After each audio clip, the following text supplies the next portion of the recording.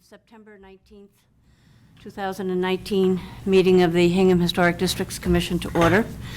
And before we get into the applications, just have a couple of brief remarks. One is I want to thank Hans for his extraordinary aplomb that he brought to the role as chairman. It was always a pleasure. Well, thank you. Thank you. Thank you. And I want to thank Ronnie Madden, who's, this is her last meeting. Ronnie made thoughtful contributions that were always a surprise of the kind many of us weren't thinking of, and that was a serendipitous pleasure. Thank you. So thank you both. And we have a little token of our appreciation. Isn't it? It's beautiful. Thank you very much. That's very sweet. So we wish you well, Ronnie. Thank you. We Ronnie. wish you well, Hans, as you stay on as a member. Yeah, if I can just add, Ronnie, you have the unique ability to add a big heart to, with a great legal sense to this commission. So we are going to miss you. You know, you would bring in, when we were not feeling so good, you'd bring in some treats for us. You know, when we weren't following the right path, you'd redirect us. You know, I remember one of your comments was, you know, just you kind of took a step back and look at things from a little bit of a different perspective, and you know, you were always able to kind of point things out, like, you know, shouldn't we be making sure that, you know, this is visible from a public way before we do any more work, as a for instance, you know, because everything just kind of follows on that. So just the little things that you did were much appreciated, so thank you. We're going to miss you, and it's great to work with you. You're always welcome here. Thank you. I appreciate that. I wish you all the collegiality and the opportunity to deal with people in the community has been wonderful, but I'm a new grandma, and so I have new responsibilities. Thanks. All right. Well, thank you. I just want to say briefly that my goal as chair is to facilitate presentation and discussion of the quality to achieve a mutual meaning for enhancing preservation and facilitating the experience of property owners to this end. I welcome any comments, observations, and suggestions, both at our meetings and in between the meetings. So, going forward, do any of the commission members have conflicts with any of the items on the agenda? I'll have to step out for 30 Spring Street. Okay. And perhaps, Justin, you could vote for 30 Spring Street? I could do 30 Spring Street. Okay. Some procedural changes in the agenda are that Gretchen Bates from 64 School Street, that application is deferred until our meeting on October 17th. And I don't know if this is an auspicious beginning or not, but I need to recuse myself from the first application, having not been at the initial hearing, and I need to recuse myself from 1040 Main Street as I'm a radius abutter. So Mike Collard will chair both of those applications. Ready? I'm ready. All right. Okay, so the first application. Oh, no, I'm not ready. Okay. Let me just say one thing, if we can settle this out. In terms of appointing voting members, Ben will vote on 1040 Main, and Justin will vote on 566 Main.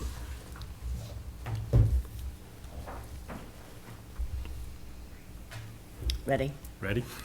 Okay. First application is 566 Main Street. Hi, John Terriac, Architectural Design. I'm here with the homeowners, Kerry and Louis O'Dea. And this is our second hearing. We had our site visit, as you know.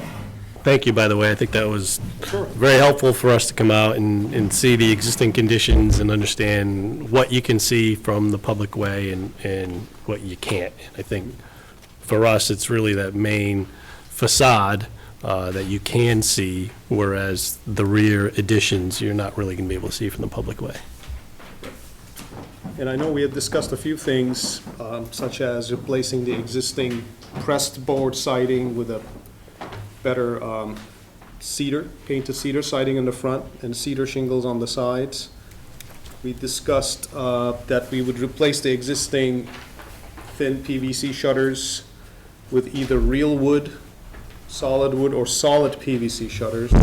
I believe that was an allowance that was possible. And then I believe the windows, we are currently specifying Marvin Ultimate solid wood windows with wood exterior, but I believe some of the commission members said that a clad exterior would also be allowed for this house, since it's from 1980s.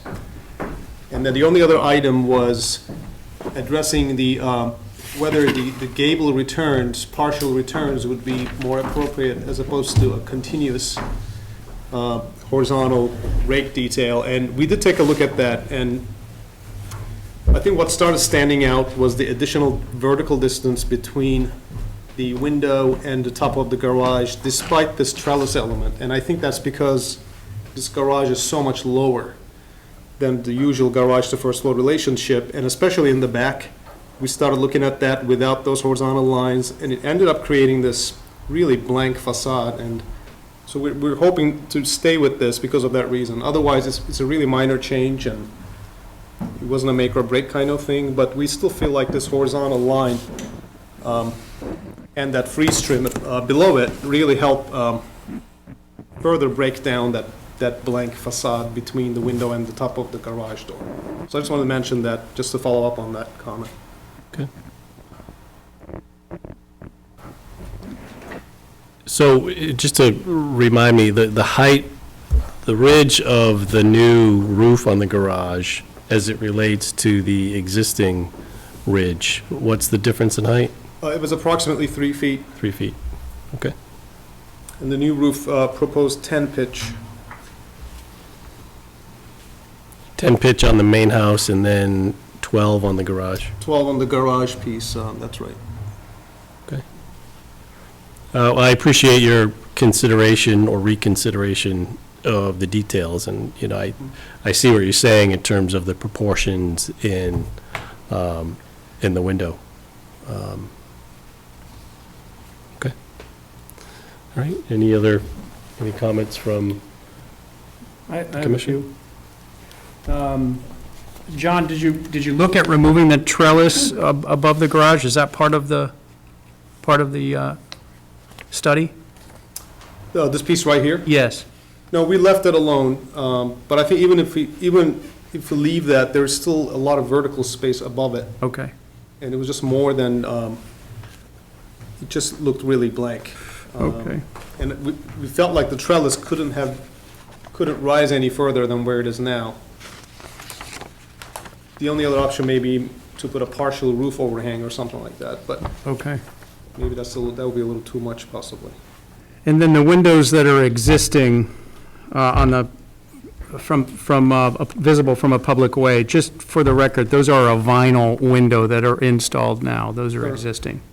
A vinyl clad. A vinyl clad, the Yeah. wooden windows. Yes, the existing windows. But they're wood inside, The wood inside. but on the outside, Yeah, they're Are they? vinyl or fiberglass, one of the two, I think. 1980s era, whatever was Yeah, done they're at that they're time. vinyl wrap Anderson. Okay, yeah. They're Anderson, for sure. And then the existing shutters are a vinyl as well. That's right. Okay.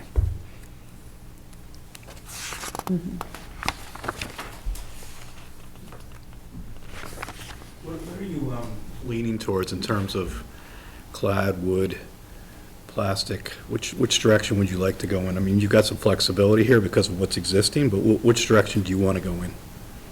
For the windows? Yeah, windows, Trim? clapboard, trim, shutters. What do you I mean, you've got flexibility, but what's your preference? My preference is wood, Okay. always. Right now, everything except the shutters have been noted as solid wood, Yeah. painted. Possibly if you replace this base trim right here, the water table, we would probably want that to be the only solid PVC trim, but it's so close to the ground. In the body of the house, what would you, what's your preference? Right now, there? it's noted as painted wood, Okay, wood trim. okay. But the clapboards, The clapboards will be solid cedar, okay, we'll go in that direction, okay. yeah, painted. And the windows are Marvin Ultimate? Proposed right now is Proposed. Marvin Ultimate, solid wood with wood exterior. And the garage doors, I think, were kind of a plasticky, is that, they're right now, but, Fiberglass, are they? Yeah, there's some kind of a composite material. yeah. Yeah, I'm It not kinda- sure what it is, but I got a little bounce off it, whatever it was. It's gonna click, click. So we're something proposing those from to be outer solid space, I don't wood know. also, but I know there's some flexibility there, but right now, that's how they've been noted. Okay. Pretty sure.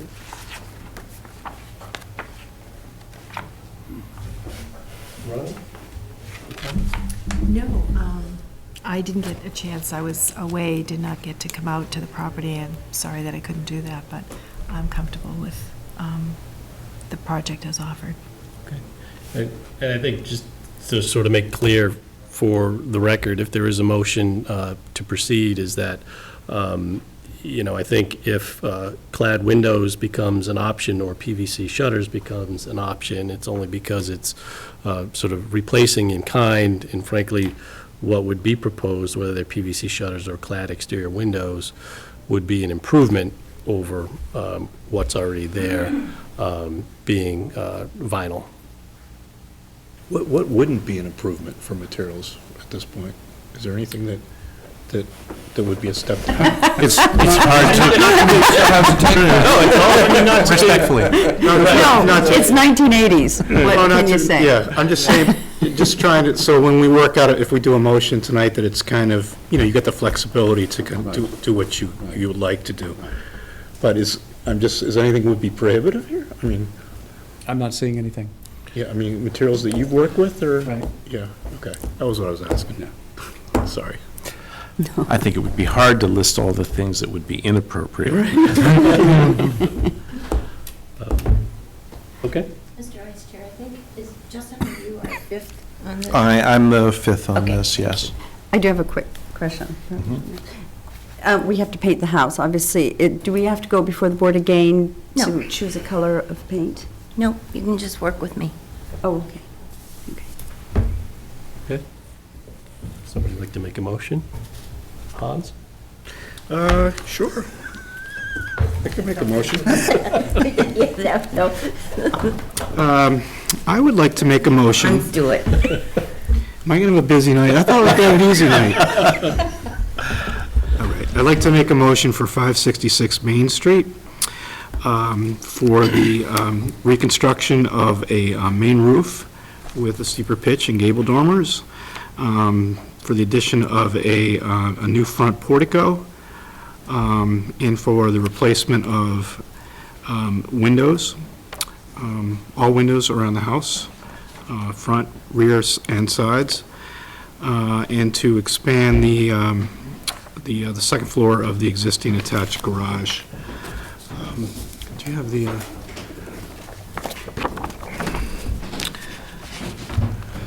Submitted drawings include dated July 25th, 2019, A01, AE11, AE12, AE21, 22, A11, 12, 13, and 21. Materials throughout the house are to be replacement for existing. The homeowner has the flexibility and the opportunity to choose the materials that they would desire, whether that be a composite material, a replacement in kind, or a wood material. Same with the windows and the trim. If the homeowner would like to to convert to wood, that would be very acceptable to the commission also. Any landscape changes, lighting changes that you're going through now? Well, possibly lighting, and we can, once we have cut sheets, we can maybe discuss that with the paint color. Okay. We don't Okay. have fixtures selected. Cut sheets for lights, and These went up by the mailbox, is that a possibility? Yes, so, I mean, placing one at the top of the driveway near the mailbox would be one option that. Is that allowed? Yeah. If you could submit a very cut dark sheet, just spot. submit a drawing or Okay. a sheet to Andrea, that would be fine. Metal, old-fashioned, matching the inappropriate lights on the corner of High and Free. Couldn't help that. It's been there for 27 years. That's all right, completely understand. See, what else am I forgetting? That's it. Roof, asphalt roof. Yes, that's the current plan. Asphalt roof and a change in pitch as noted in the drawings. That's good. Anything else I'm missing out on? Good. Okay. Second. Okay. All those in favor? Aye. Opposed? Good. You good? Good. Thank you. Thank all you. very much. Thanks for coming in. Thank you. Thank you. It was fun.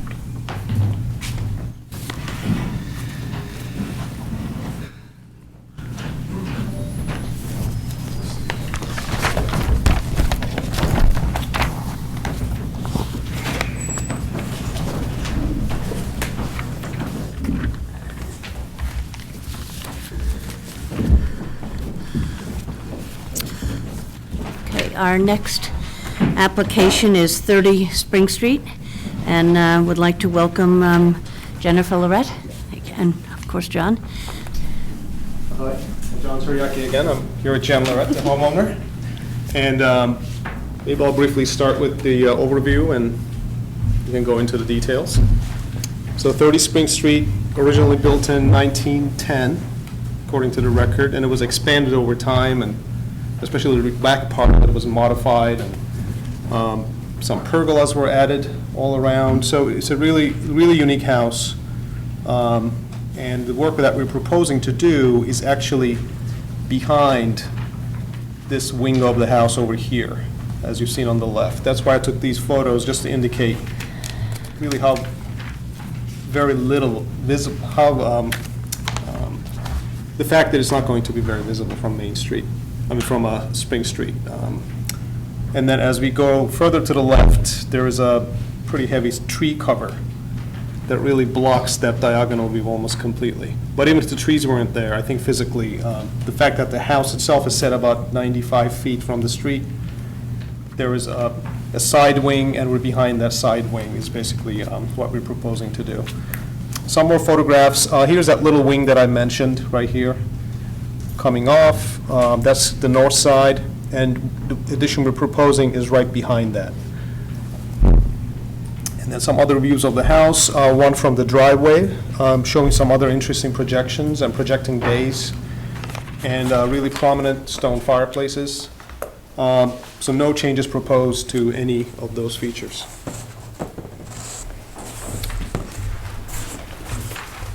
Here's the existing first floor plan and second floor plan on the left and proposed on the right.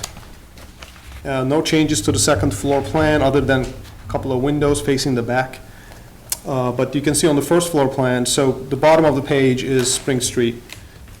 Here's that north wing that I mentioned, and here's the deck behind that and a pergola above that we're taking down. We're proposing to take down and replace with a one-story addition, which will be a new kitchen, and then some of the interior portions of the floor plan will be modified to work with that new kitchen location.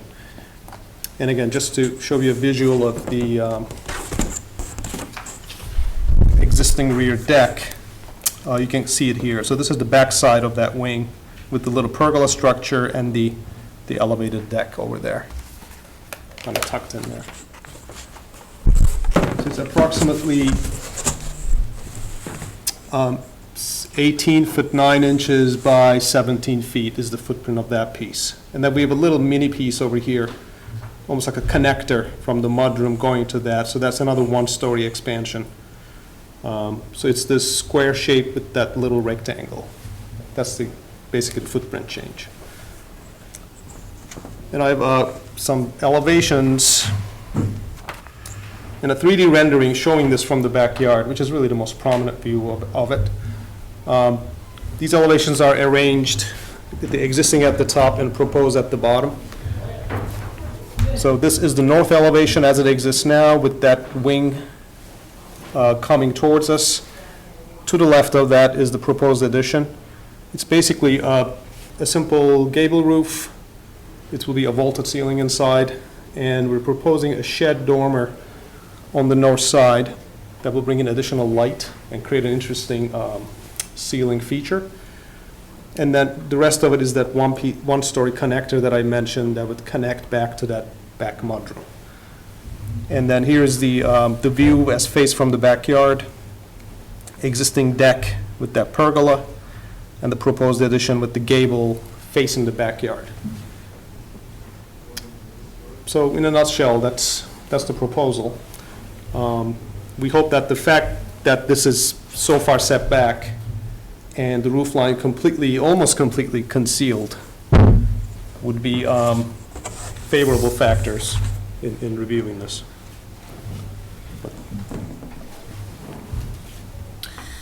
Thank you. Did you want to add anything, Jennifer? No, we are high up, too. You really can't, no one will know. I don't think anyone could even see it, but. Okay, are there any abutters in the audience who would like to address the application? Okay, commission members. Seems like an appropriate proposal to me.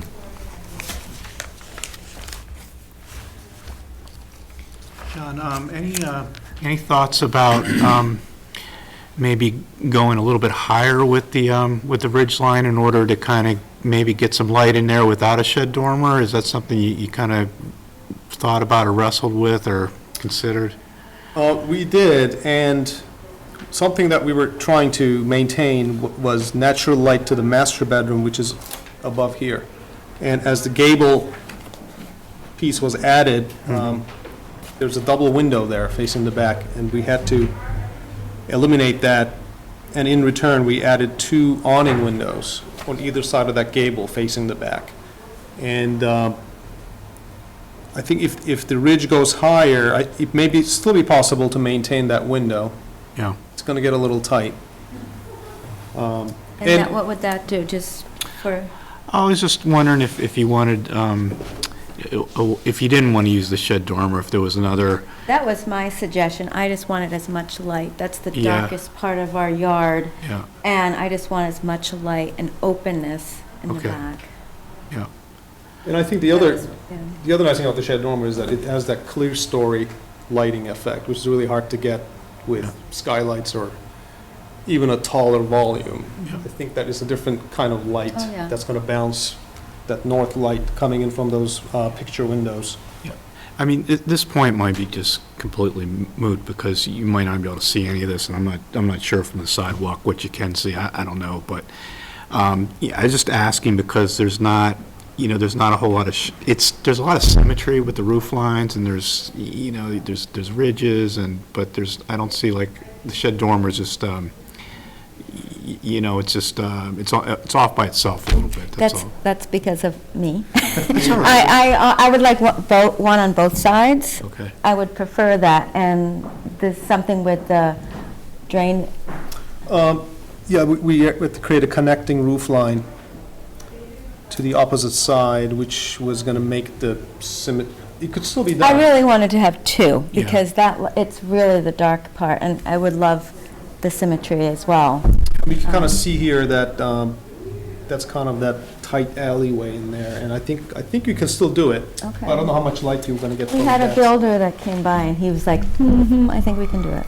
Okay. That's what he said, but, Jennifer, you said you can't, you don't think you can see any of this. Is that, if you walk up oh, to the side, you think? you can't see. Yeah. It's funny,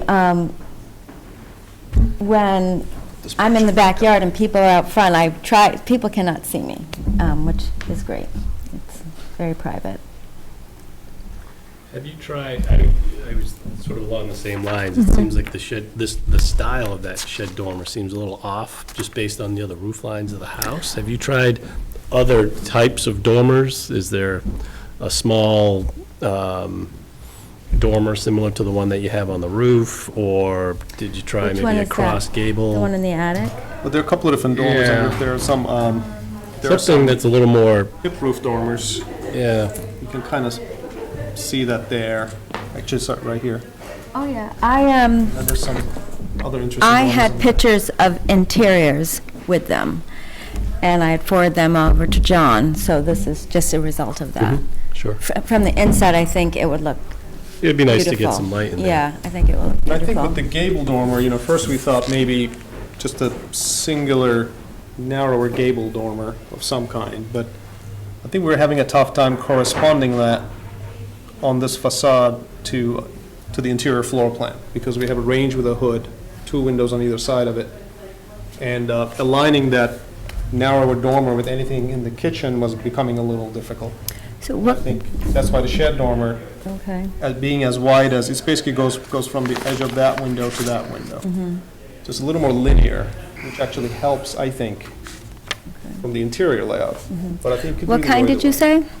So you could do the hip Oh, roof yeah. dormer, which is similar to the one that you have up higher, or sort of a cross gable. So you're almost taking the same gable that faces the backyard and Yep. adding another one, sort of that. So you've Oh, yeah. got 2. Okay. I don't know if that's another option to consider. It might be a little too much for that facade, but, there may be some other ways to get light in there with a different style of dormer. I think you can do that, too. If we did that, we would probably raise the ridge height of the main gable Yep. to resolve that perpendicular gable, which I guess goes to Hans's comment. So if we did that, we probably would raise the pitch of this so that we could fit a proper size gable coming off of it. Otherwise, that's going to end up being a really flat roof. Yeah, I don't want that. Really yeah. flat slope. So that could be another possibility. The height, I would welcome the height. I love that idea. If Can you that's- replicate what you have in the front? I'm not sure. 3rd floor? This piece? Oh, the attic? Oh, I like that too. Yeah. I think we could. It's, Like a wider version of it. Just a thought, I don't know. I do like that too. Something to think about. I think it may be in better keeping with the rest of the style of the house. Kind of brings the front, making the back look like the front. Yep. Yeah. Yep.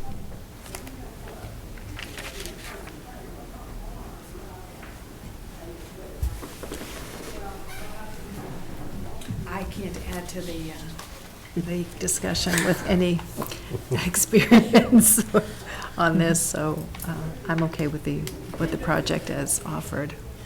I have a question. On the A2.1, the proposed left side north elevation, is that seen from the street? So, as I showed you in that photograph, it's not directly visible. So that portion that's colored in blue where the addition is going to be basically here. Yeah. So you're going to see maybe an area that I'm coloring like that. You'd see it obliquely. But Yeah. it's not a clear, full-face No. view. And then as you move to the left immediately, these groups of trees block any view to the Yeah. backyard. The reason I ask, and my question may therefore be irrelevant or question/comment, the dormer on that presentation gives a busyness to my eye that is a little bit from my perspective, disjunctive, and I wondered if you could get the effect that you want without the busyness of the dormer. But, you know, again, I respect if it's not visible, then doesn't matter. Yeah, and how, or what if we considered a different kind of dormer? Maybe that may not look as busy, potentially the hip roof dormer. The dormer is set back also from the facade 2 feet in, which is going to make it even less visible, possibly not visible at all. Yeah, it's, But if we took that roof line and, I mean, if I do kind of a rudimentary sketch, it had a hip roof over that, and maybe the ridge was raised a little bit. And maybe we still have, I'm not sure what kind of windows we're going to have, but it could be, it could maybe feel a little, or appear a little more like a dormer and a little less like a linear element maybe that competes with that roof line a little bit. Yeah, yeah, I don't know if that's yeah. the right translation of what. No, but I think I understand it. I mean, if the heights work and the ridge heights work, and you don't block the second floor light going into the existing part of the house. We have a couple of more feet. Yeah, I mean, there's some nice symmetry with the other components of the front, but, I mean, again, you know, it depends upon what you can see here, and, I don't know, we're kind of, that has the latitude. no, I mean, we're just kind of relying on you, what you can see and what you can't. We haven't been out there, so. You know, I did a drive-by this afternoon, and you can't see much. you really can't. I did see your dog, though. You did.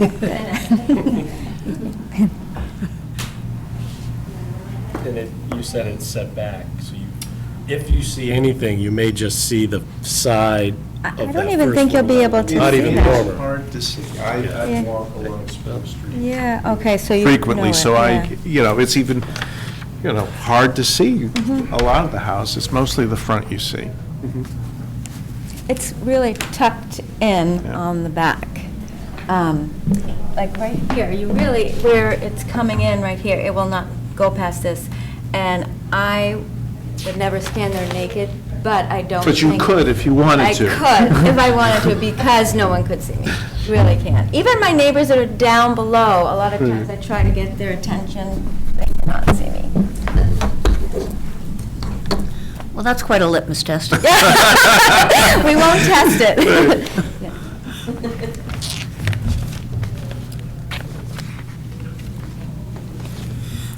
So, I guess what we ask of you depends upon what we can see. Right. Is this something that we could submit following the hearing to Andrea administratively, or would you want us to come back with some revisions, or? It's all rear, correct? Yeah. What you're talking about?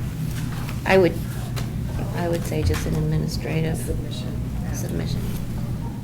Right. Can we give a certificate of appropriateness without objection to any proposed plans? I'm not sure how to phrase that, and all the options we've discussed all seem acceptable. But it could be, and I'm happy to do it, to make the motion if we agree to sort of approve it as is. However, the applicant may reconsider the shape of the dormer, because maybe the other, you may like it, whether we can see it or not, it may be something that you think, well, maybe that's a good idea. Right, they seem like Change that. helpful suggestions. Yeah, I like that that. Are the Changes option to- of the homeowner. Resubmit. Right. Okay. Do you want to make that motion, Mike? Sure, I will make the motion. I'd like to make a motion for a certificate of appropriateness to 30 Spring Street for the addition outlined in documents, which is a bump to the rear kitchen, including a shed dormer. Applicant may reconsider the style of dormer and can resubmit at a later date for reconsideration. All exterior materials are to be wood to match existing. And John, the windows? We're again proposing Marvin Ultimate solid windows right now. Okay, Wood exterior, yes. Solid wood Marvin windows. Simulated? Simulated divided light, yeah. Insulating glass, Asphalt roof to match existing. correct. Okay. Just one correction, I think, I don't know what you meant when you, I just want to be clear that we're accepting revisions administratively. Correct. Okay, thanks. Yes. Anything else? Is there a second? All in favor? Aye. Opposed? Thank you. Thank you. Thank you. Good luck with the project. Great. You won't see it.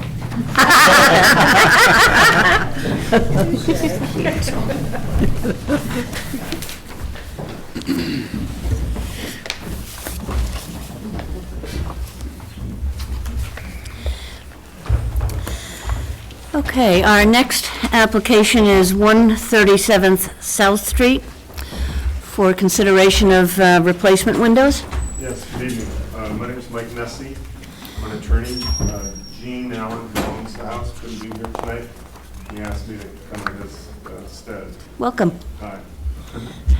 I brought some photographs. We talked to Andrea earlier this week. And so I brought some photographs. I only brought one copy, unfortunately, but you can pass it around.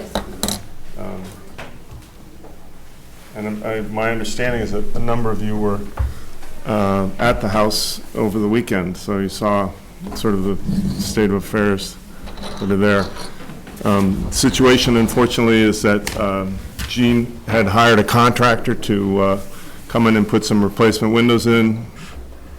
Contractor didn't say, well, you know, we better go check with the Historic District Commission and with the building department, because he felt that you would need a building permit. So they went ahead and bought $12,000 worth of windows and put some of them, I think the rear, there's a couple windows in the rear of the building that were put in. And on the right side of the building, looking at the house from the street, on the right side, that side of the house has already had replacement windows installed, so they didn't have to, you know, they're not planning to redo those. It's primarily on the left side of the building that the new windows were going to be used. My understanding is also that the front of the building has a couple of the newer replacement windows in it. I think if you look at, I mean, you certainly saw, the condition of the house was pretty run down when Gene bought it 5 years ago, and he put a lot of money into it, made a lot of improvements, worked with Andrea with regard to the paint, the color of the paint, and so he's tried to do and done the right thing, I think, in the past. It's just in this situation he got hung up in, so we're trying to look for a solution.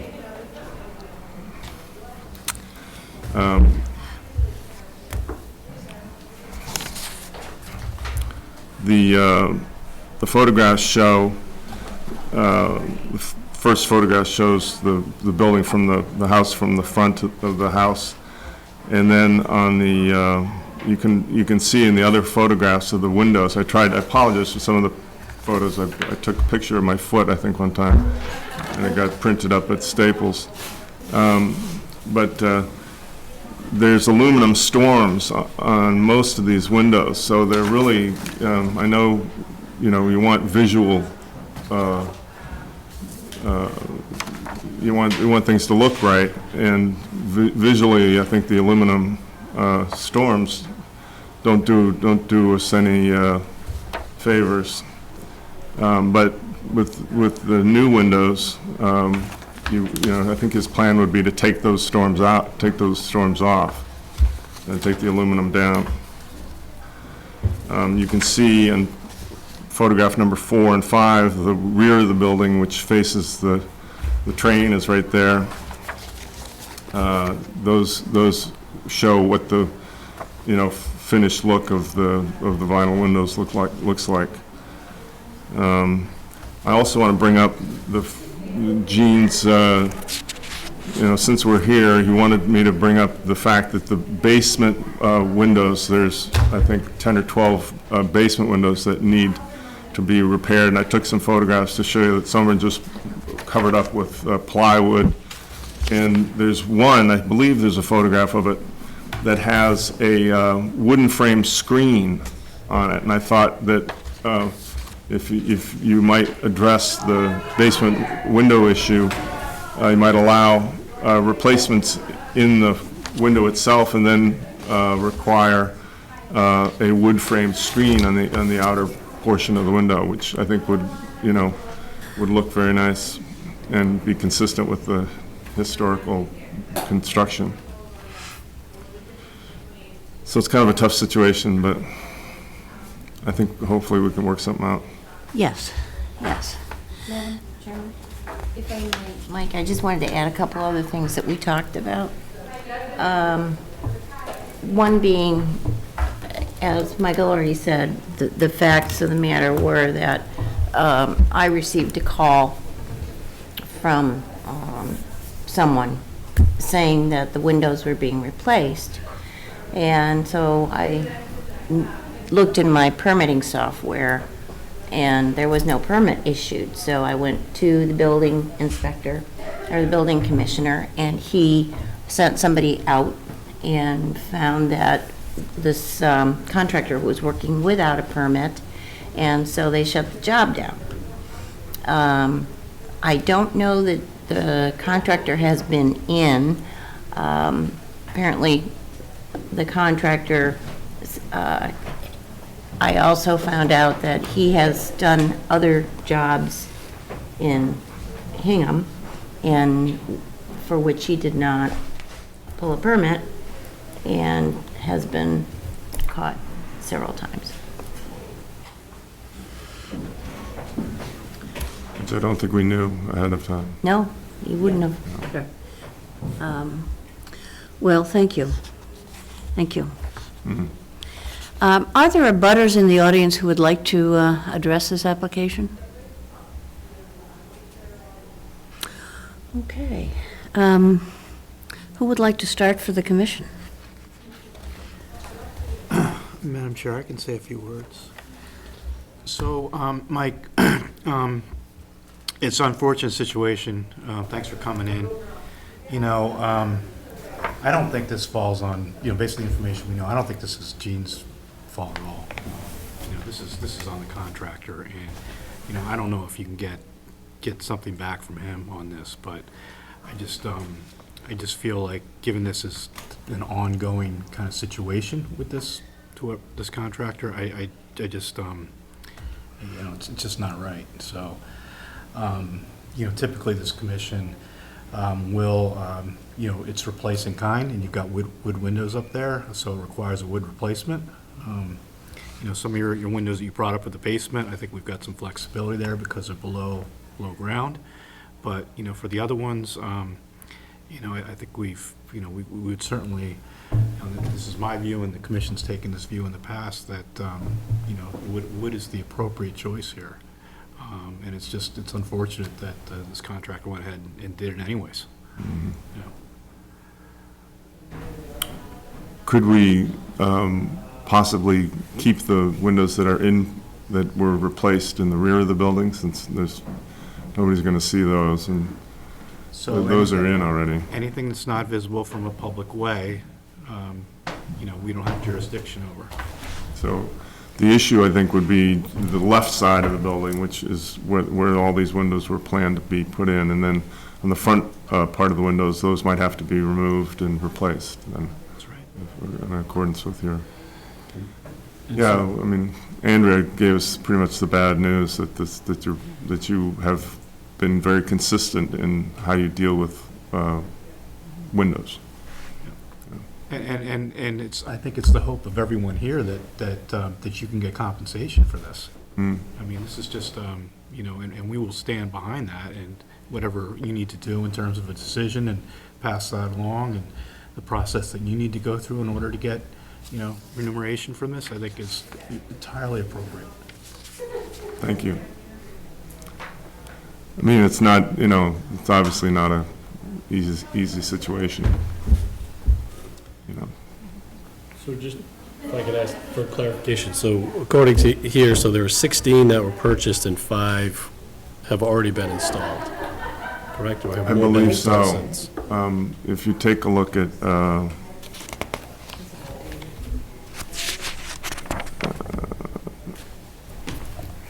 I think that We have a letter from the homeowner outlining that? yes, yeah. Photograph 4 and 5 show the rear of the building, and I think those windows are in place, were installed already. And then the windows on the front, I believe, were installed as well. I'm not sure how many. Right. Photographs 4 and 5 are back. Yeah, I think it's number 4 or number 5 perhaps that shows it more clearly. And those, how many Yeah, so windows are there? this 1, is- 2, 3, 4. I'll pass this down. The train is right there. I mean, it's coming out of the tunnel. So the replacement windows are not only on the rear of the house? No, they're on the front too. The ones that, The recent the replacement? recent replacements. On the right side, looking from the street, those are replacements that were installed, we don't know when, Sure, but they were there, and they'll stay there if that's okay, sure. Understood. yeah. And on the left side, was any work done? No, not yet. Okay. Yeah, on the left side has the old wooden sash, and they're falling apart. So all the work is in the back and then the single window in the front? All the recent work, I should say, is in the back and the single window in the front? Yeah, if we. There's 2 in the front, right? 2 in the front? This one and this one. Okay, Yeah, there's 2 in a the front. porch, Okay. yeah. But it's this commission's view that if there were to be windows replaced, they'd be replaced in kind. And I think it's probably not fair to look to this commission for some kind of remedy over the contractor's behavior. No, we're not expecting that, but we appreciate the words of support. Yeah. It's not right. But hopefully we'll be able to work something out. We're looking at alternatives right now. Maybe there's an opportunity to use some of the clad windows in the rear. Pop 2 out in the front, use them in the back. Well, yeah, and Gene actually has another construction project in place, and he might be able to use those. Yeah, so. The sash that were removed in the front for those 2 front windows, are those locatable? The old wooden windows? Yes.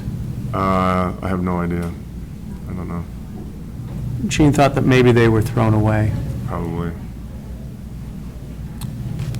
So just, you'll have to get some new windows and replace those.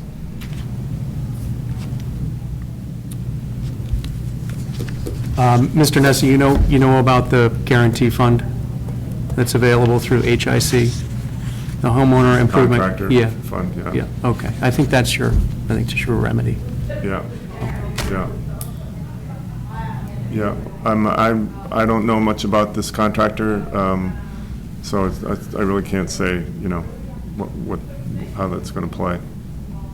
Well, if anyone has filed complaints, they would know. Yeah.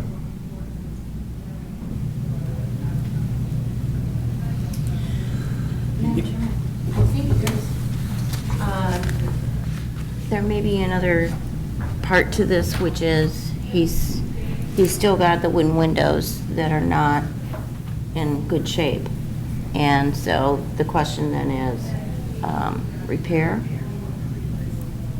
So I think you need to advise.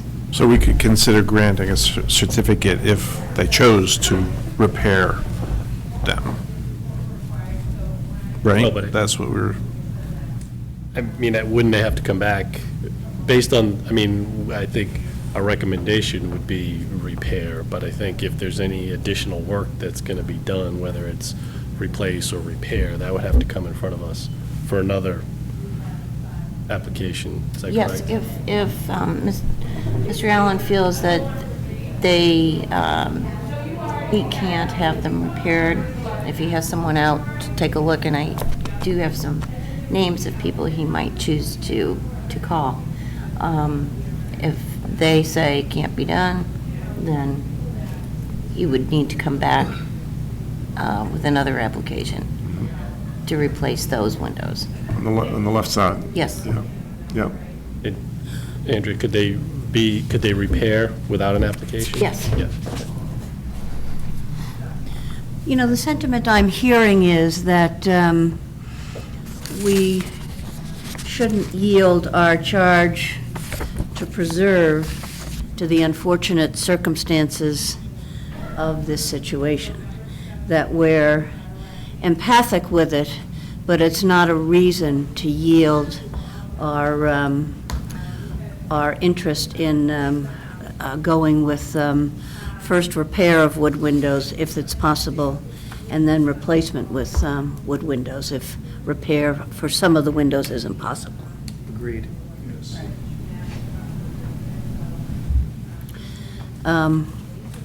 So if I understand correctly, we'll look into repairing first, and then if we can't or don't decide not to, then come back before the commission with a request to replace with wood. Right. And take down the aluminum storms, I would think, if they're going to be new. I'm not sure, are we able to grant a certificate of appropriateness if going forward with a repair? So if that came to be an agreeable way forward for the owner, he could have that certificate in hand. Is that fair? He doesn't need a certificate if it's a repair, correct? He just comes and sees you through the normal course of So he doesn't even building need permits. But we do need to vote on this application. Yes, we need to vote on this application. Right. So the application, the request is to replace 16 windows. Can we sneak in some language regarding the basement windows at this time? Certainly. Are they part of the 16? No. I don't believe so. I think they came up as a thought. I don't think, he hadn't ordered any of the basement, these new windows for the basement, but the question is. It's not part of this application, so we can't do that on this, but if the board is willing, Gene could come in and I could approve that administratively. If it was Yeah. replaced, if it was a repair. For those, no, we're talking about, I'm sorry, the basement windows, which are, you really can't see, they're below ground. So he would be able to use something other than wood there. I would say so. Yes, below grade. Good, I can see it. So the application is to finish the installation of the replacement windows. That's before us right now. Yeah. And I would move to deny that. Deny them, so. Go ahead, Michael. I was gonna say, you deny, but also remove the windows that have been installed in the front, but allow the windows that were installed in the rear to rear. remain, if that. Right. Who's going to make So, yeah, I know. Well, Right. I made the motion to deny, so maybe I can amend it to say a permission, we make a motion that would permit the replacement windows in the rear, that would deny the replacement windows in the front and on the sides, but would allow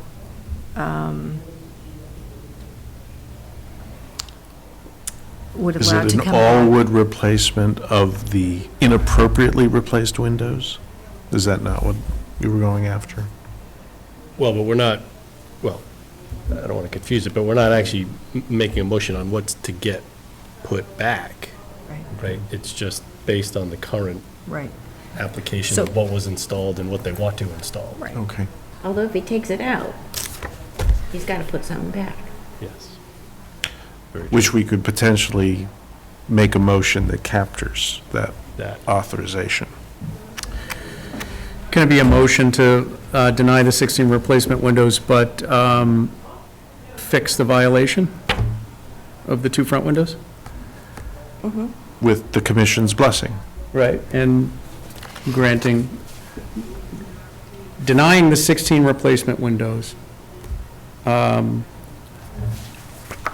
repairing the violation of the two front windows, but permitting the rear. The rear, so the rear is The 3. rear-facing windows, which is 3. So of the Right. 16, it's 3. So of the 16, we're permitting 3. And Correct. denying 13, and asking for the replacement window in the front to be removed. Both replacement windows in the front. Yes.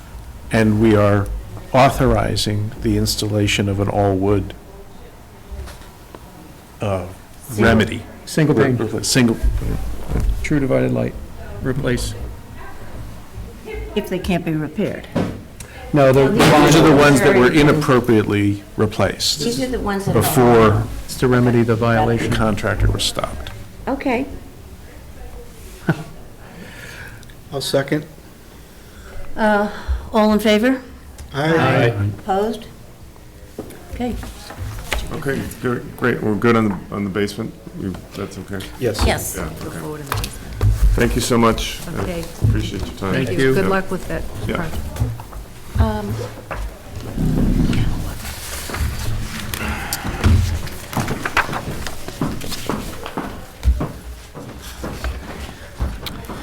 Okay. Next application is 361 Main Street. Wendy and Robert Kirk.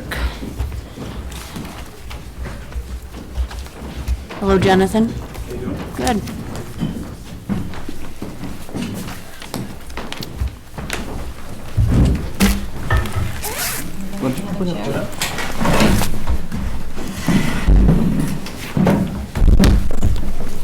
So please introduce us to your, All right.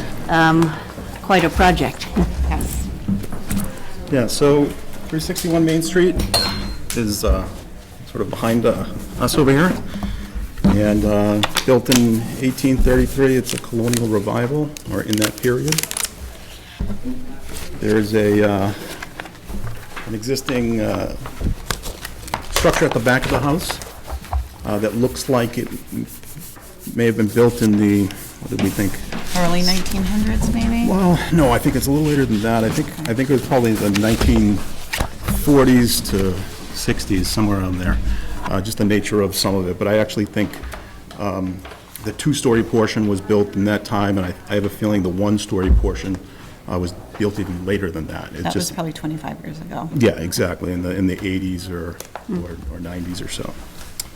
So the intent is to remove that structure in its entirety and then build a rear addition and a left side addition, two-story rear addition, two-story left side addition, along with attached garage facing the side. And because of their personal situation, they want to do an ADU at the, behind the garage and to the right of the garage. Now, this property has a few site restraints. We got setbacks and we had wetlands to deal with, so the orientation is formed that way.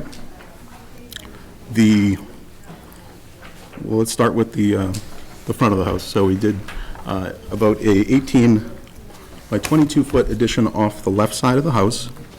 It's stepped back about 9 feet from the front,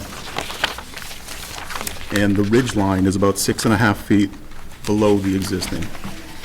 And the nature of that structure, I also lowered the eave lines to create wall dormers to even further reduce the massing of that piece, because that's going to be the piece that is viewed most from the street view. And obviously, in order to do that, just to simply give the hierarchy to remain in the main part of the house. The rear addition, similar aspects were taken. The eave lines were lowered to create wall dormers. The ridge line of the back addition is about 3 feet lower than the main house as well, to again try to play up the hierarchy of the main portion of the colonial. The garage structure towards the rear of the property is connected only by the porch and a one-story small connection, and that also extends towards the back and into the ADU space towards the left. So the nature of this, we have a family with 5 kids. They need a little bit more space. And when we originally started down the process of this, because of the existing rear structure, one of the intent was to get a full basement below. That structure only has a slab on grade, so we need to take that up to in order to get that space below. And that started the process down that road. And then further along, the need for the ADU was also come into play. So that's how this project came about. Okay. Are there any abutters who would like to? Just be curious, since we are going to see it more than anybody else, who is right next door.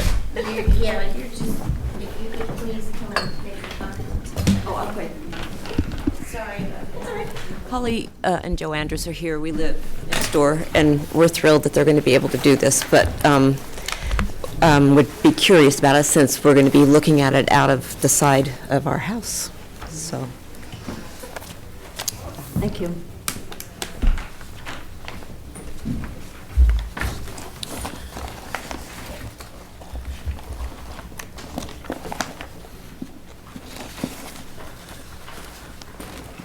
So, who would start for the commission?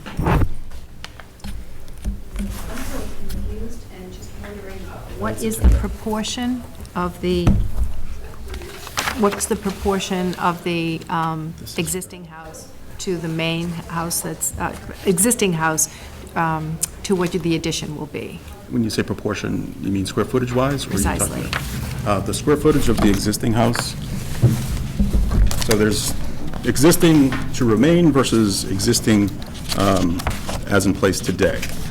Let me give you those numbers.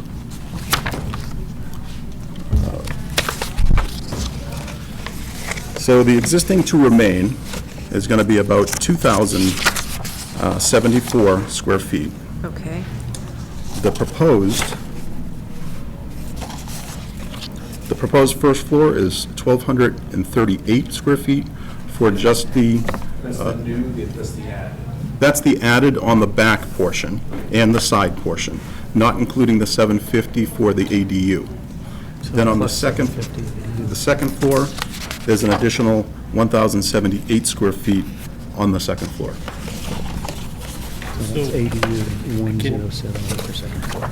I can break it all down. Yeah, simplify it. So Okay. what the existing structure is today, Yep. as it exists, versus what it will be when it's done based on these plans.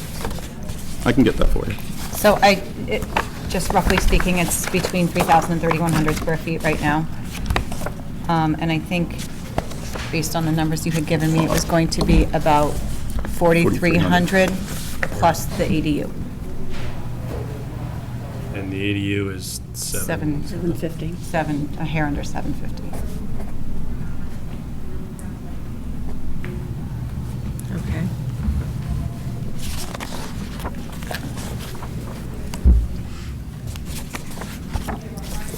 So it's roughly doubling in size. From the current? It's about 1,000 square feet. Current is 2,000, it's going to... Current is 3,000. Current to remain. Current is- 3,100. Gotcha, okay. Yeah. So that's what's to be demolished, okay. It's this volume here. some back here, that's about 1,000 square. Okay, and then add on. Yeah. Okay.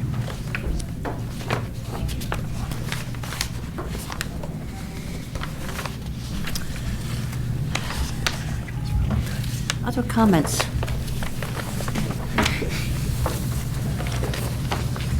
Questions? It's a good thing I'm going, isn't it? I'll start off, or add on. So, you guys were in earlier with, before you filed an application. Yeah. Has anything changed since then?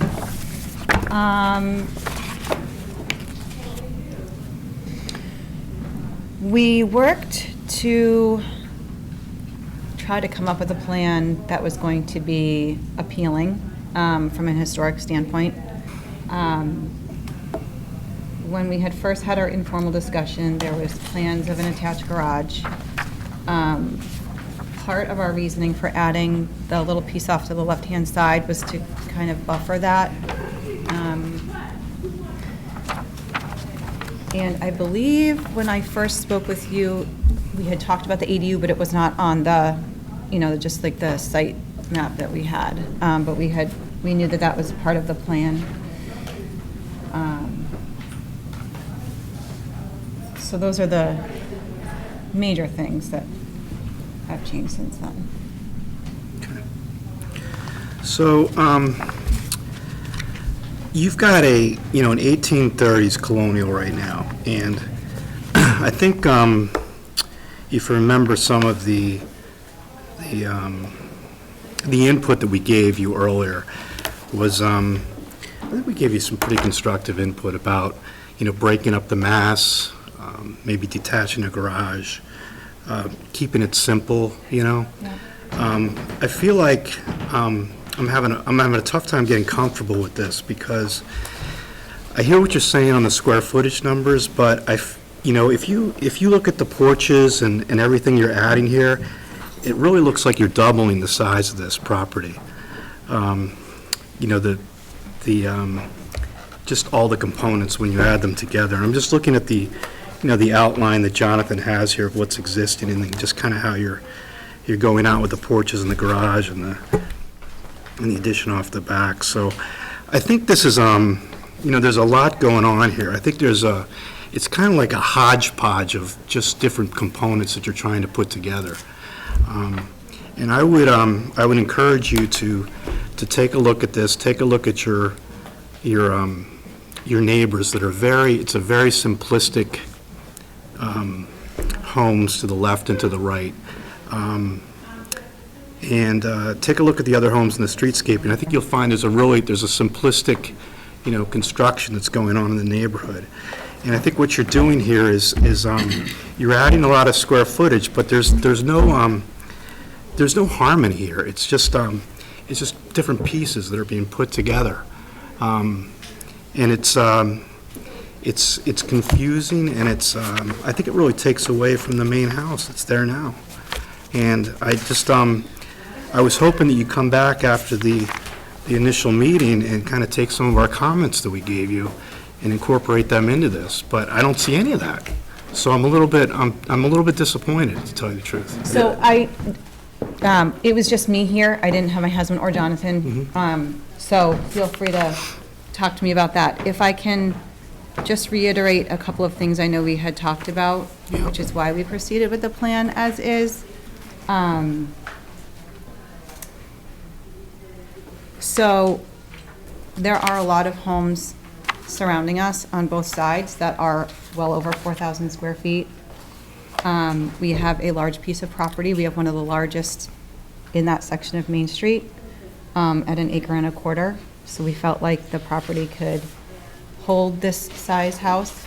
You're talking about square footage. Part of the plan is to remove an existing garage that also takes up square footage, so we're kind of transferring that square footage into one piece. And the reason why it's one piece is, and I don't know how familiar you are with the ADU bylaws, but the ADU has to be attached to the house by some sort of a heated walkway, breezeway, whatever. So the ADU, the current plan for the foreseeable future is to have my aging parents living in there. My dad's 82, my mom's 74, not very comfortable on her feet. And the thought was to be able to have them pull a car in the garage, which they've been used to doing for the last 40 years, get out in the snow, in the rain, and be able to walk into their residence, their living space. So I understand that we have a big enough property to do some sort of a different detached garage, but we already have that, right? We already have that, and if we could have the ADU attached to the garage so we could make them drive in there, we would do that, but we can't because the ADU has to be attached to the main part of the house.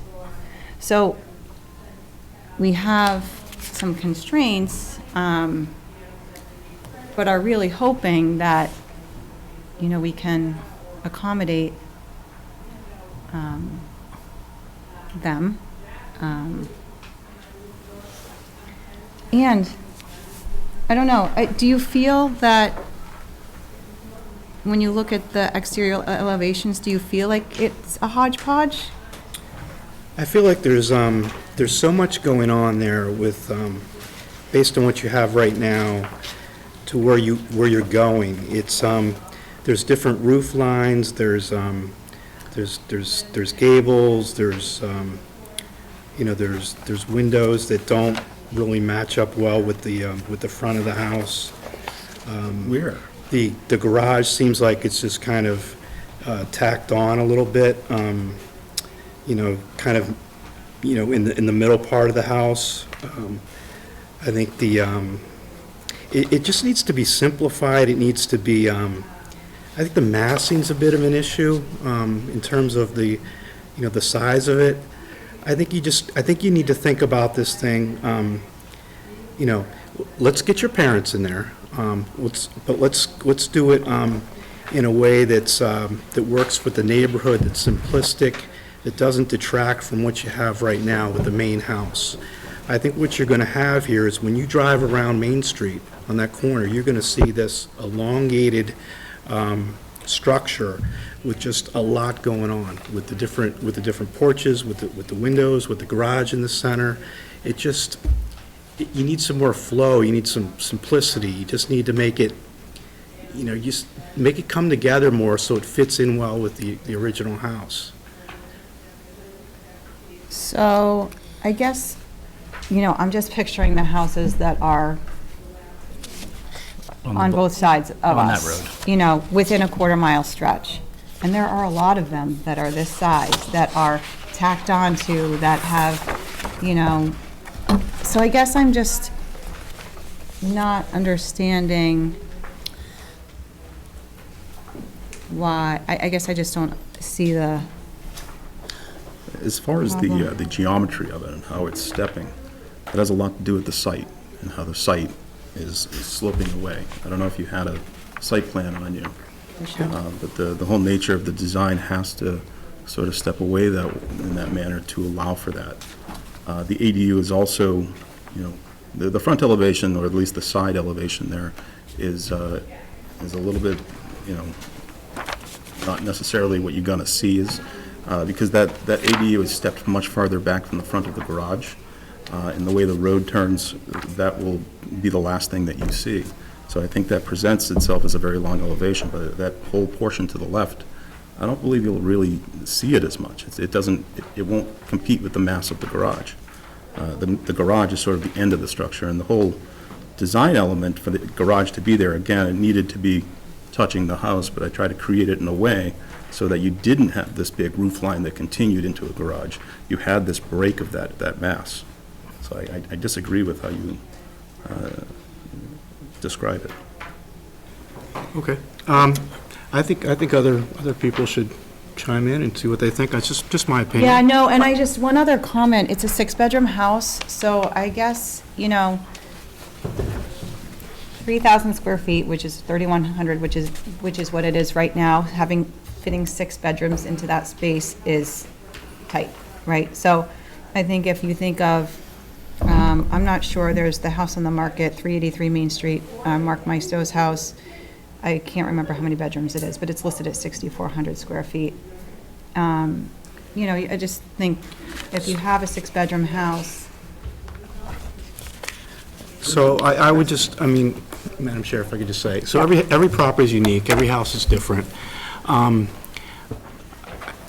don't want to comment on that house that you're referring to, but it does have a detached garage. yeah. Do you see how they've kind of concealed the massing? It doesn't look like 6,000 square feet.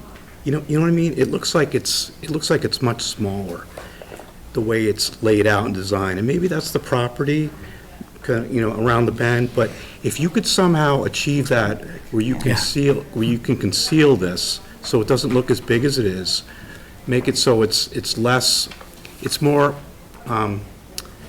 there's more harmony to this. There's more flow to it. Well, you know, the part that's interesting is, I had another project that I presented with the same style of dormers on North Street, and everybody on the panel, and again, it's different, but as far as the hodgepodge and the different sizes of things, that was accepted. So it's just difficult to understand what you guys at any given day will look at and say, oh, that is appropriate or that isn't. So that's the challenge that creates. Yes, this steps and comes back for a reason for the site and for some of the elements of the program, but you know, the details that you were mentioning earlier, I disagree. You know, one thing I might suggest at this point in time is this project, I think, represents the quintessential need for a site visit and a model, I think, to appreciate what is going on and that we can see in a perspective. And one question would be, you know, do we want to have a discussion about recommendations and revisiting from your point of view, or do we want to do the site visit first? And go from there. Well, I think this is a significant enough project that I think we'd be doing ourselves a disservice if we didn't do a site visit. And it's a very prominently visible property. And part of it's where the house sits on the property. It sits all the way over to the right-hand side with the, With all property line coming in. those lines of sight, just sort And of, this is what we're you're working out, with, you know, right. short of picking up the house and moving it to the center, and then we wouldn't. like plopping it in the middle of a fairway. Right. Right. So we're dealing with the challenges of where it's set on the property too, which is really one of our struggles with this. But I think a site visit is suggested, but I also share some of Hans's response to, this particularly feels much busier, and I can imagine, you know, losing a pergola or trying to simplify some of, I think there are some simplifications that could reduce the impact, the visual impact of the mass changes. But I think a site visit is important to really grasp everything that's involved. Have you, just one other question, you know, I think the considerations of the increase in square footage over what's there is pretty big, just in terms of square footage alone. Did you consider the apartment unit within this first floor area?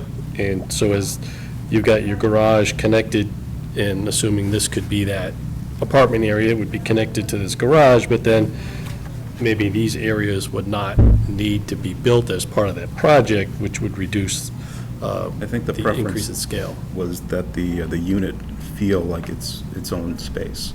So that area right now is their kitchen and the living area downstairs. So the way they live, that's sort of their space, and the design of the ADU is always seen as something that was going to be trying to, as separate as possible, but still remain connected. From what I hear through Emily Wentworth and other, you know, it seems like, at least maybe 3 months ago when I spoke with her, that all the ADUs that have been approved in town so far have been added onto the existing property. Like, there are no there are no ADUs that have been incorporated in the current floor space. It's all added space onto the house. Has there been an ADU approved in the historic district yet? I don't think they've been in front of us No, yet. this is new. Madam Chair, may I Ben, say a sure. few things? We haven't seen you for a while, Jonathan. Yeah, it's good to be here. 140 you got. Good to see you. I'm not struggling with the size, as my fellow members are. The only thing I would ask you to look at, Jonathan, if you could study, rather than these doghouse dormers, because it looks like you've got a flying rake or a barge rafter there, something that's a little more detailed and intricate than the original volume. So something subtler there, perhaps? I don't know if you've discussed a shed dormer. Yep, and just to go back on my other point, I actually had a simpler version initially. Okay. But as I was looking through my files on other projects, on the North Street project that, I don't know, was approved 2 or so years ago, had a very, almost identical rear roof line. So in my attempt to help you guys along, I created that. So I can create a much simpler detail for the dormers, or it could be more of a shed dormer that extends off the eave level of the second floor. But I tried to make the mass smaller there, so I always feel that, if you keep the eave line lower, you'll get that.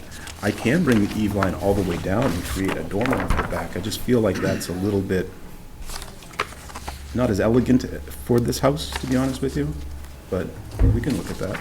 So, options are always good, if you can show us different options that you're considering. The connections, I understand it's a challenging site, and I appreciate you keeping that vista open to the left of the house. The block forms, the way they are staggered, and the connection of the garage, there's just something not quite there. If you could, perhaps you've considered some other locations for that garage so that it, when I take a look at the elevation, for instance, A5, as well as A4, just the way that all of a sudden you've got this large ridge again, or high ridge, off the back of the addition and original volume. It seems like, I can't quite put my finger on it, but. Well, let me ask you this, if the garage, and obviously we need to play with the plan a little bit, but on A4, on the lower drawing, if that garage slid, let's say, where that second column is near the door, if it slid down to the right and overlapped the rear addition, creating a little bit, more connection, and that's actually what I was not trying to do. I was trying to unconnect it to the house. And maybe that would get closer, or at least compact it a little bit more. Unfortunately, just the size of the garage in relation to the house, it's not a huge garage, it's 25 by 26, just your standard size for today's modern cars. But if a movement of the garage could simplify this transition, I think is what you're saying. Yeah, changing the dormers and sliding the garage could do that, The way the current L, you can see from the existing elevations, the current L has a full, I don't know the terminology, Jonathan, you'll have to help me, but. The wall? Yeah, it is not a dormer. It's full height. So we could move back to something like that. That would simplify it, obviously. that. And in doing so, we could even make the massing smaller. But the problem, so what happens with this, the size of it, because it's being pushed by the right, the whole mass is sliding over, and it's coming beyond the corner of the main part of the house. So in order to do that, I need to make, a few adjustments. But I think I can get there, if that's something that would simplify that elevation. But I'm not sure if we're there yet, so as far as, that's just a couple of small items. So your intent on A4 with those doghouse dormers was to keep that I was trying to keep as it low as you low. could? Yeah, and I think we're going the opposite direction with some of the discussion. Because on A5, Yeah, there it is. Right. You see the full height on the back. Now, that's an elevation you can see as well, because it's stepping away, there's a good line of trees. That's what I was trying not to do, to be honest Right. with you, on the public view side. Hans, do you have anything you want to say in light of the comments you made before in terms of massing and harmony, in terms of plan revision possibilities? I think this would,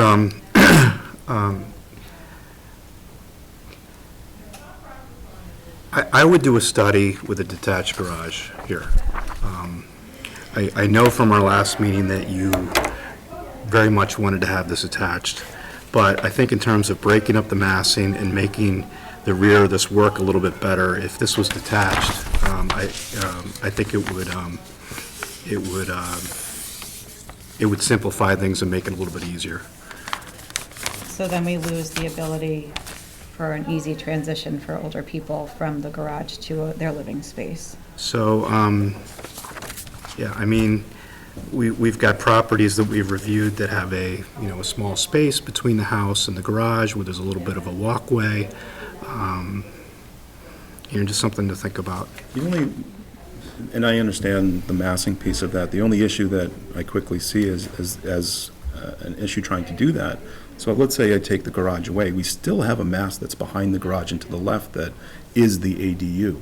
So I'm not sure if the mass of the garage will, in taking that away from that piece, is going to change the mass. In my opinion, it's probably going to make it more, because we need to put a garage somewhere else on site, in a manner that obviously, looks good and is correctly located, but still a separate piece.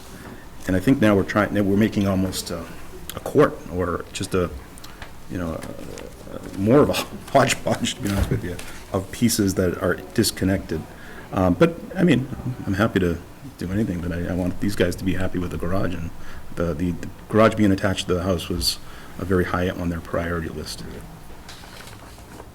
As I say, I don't have any objection to the attached garage, and I don't have any objection to the massing that's proposed, the increase. I think the property can handle it, but I do think that Absolutely. that could be made more gentle. Yep. Maybe to help you get a little more direction, Jonathan. So when I fold the A5 to look like that, to me, that's a likely addition. It's a likely next step for this house. But what happens is, then you've got all this, Yeah, exactly. which starts throwing the eye off. Now, I understand that might not be from a public way, but, You'll or see that not from the opposite that side. visible, but from the other side it is. So a detached garage would be wonderful if you can pull it off. I can design anything. Okay. It's not up to me, it's not my decision. And the Kirks like it. I guess again, I'm just going to go back to,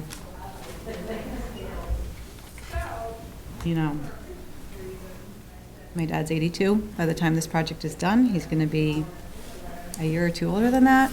My mom's had knee replacement surgery. And I know this is all personal considerations, but it's important to me. And I guess, there are plenty of houses in our historic district that have attached garages, that have just attached them in the last few months, that have taken down garages, built new garages, attached them to the house. I have a whole stack of them right here with pictures and addresses, and I guess I just feel like I don't understand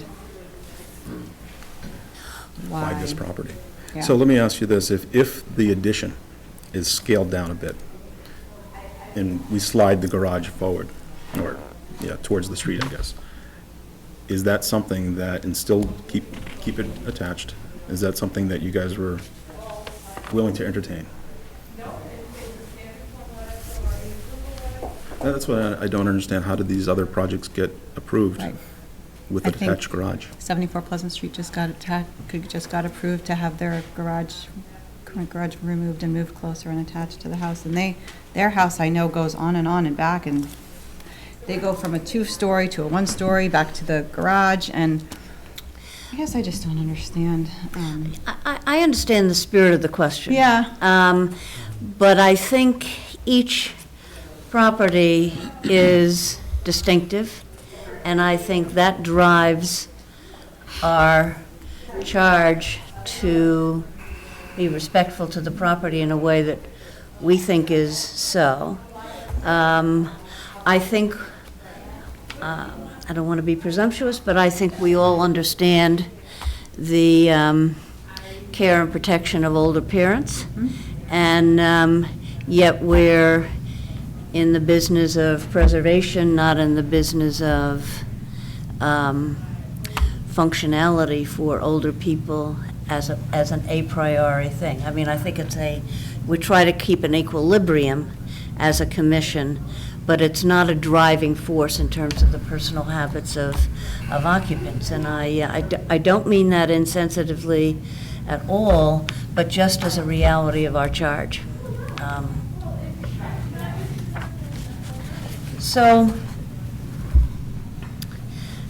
Sounds like you're willing to rethink. And maybe, I'm sorry, Ronnie. Yeah, I'm sorry. That's okay. I was just going to say I'm sympathetic to your need for an attached garage, and I'm thinking, that's what I was trying to think of the home that you're referring to. And I think what Hans had mentioned is that there's a couple of properties in which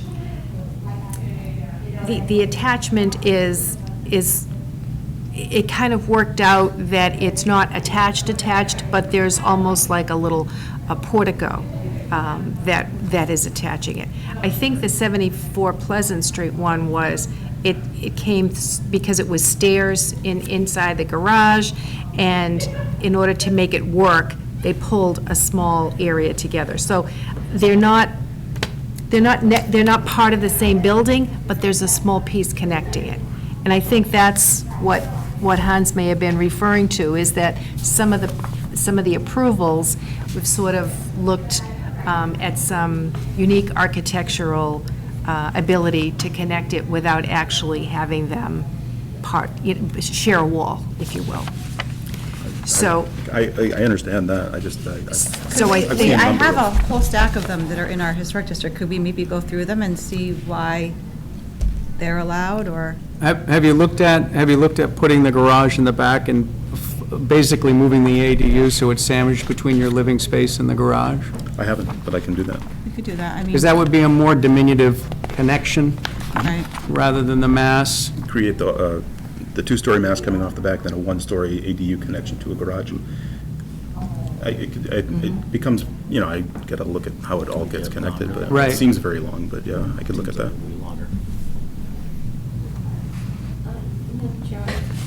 If you'd like to give me the photographs, I can certainly. Okay. I think that would be. Okay, so, Site visit. And I think if on the site visit, you're able to stake out the corners, sort of all the corners going around. I know there's a garage in the way of one of the corners, but if you can do what you can to sort of outline the perimeter so we can get a sense of what it would be. Based on this plan, I know we're talking about some modifications potentially, but based on this plan, I think would be helpful. Can I also ask, you're still playing with the driveway? Yes. Yep. And that's a safety, and I know you guys, I feel like you guys were in agreement with me on that. It's a safety concern. Is the existing garage part of this application to be demolished? Yes. Demolished. No, yeah. is it Demolished, and second choice would be to relocate it. Right. So maybe we can look at the structure when we're there. Okay. do you want to schedule the visit now, Andrew? Our next meeting is on the 17th. 17th of October. And so,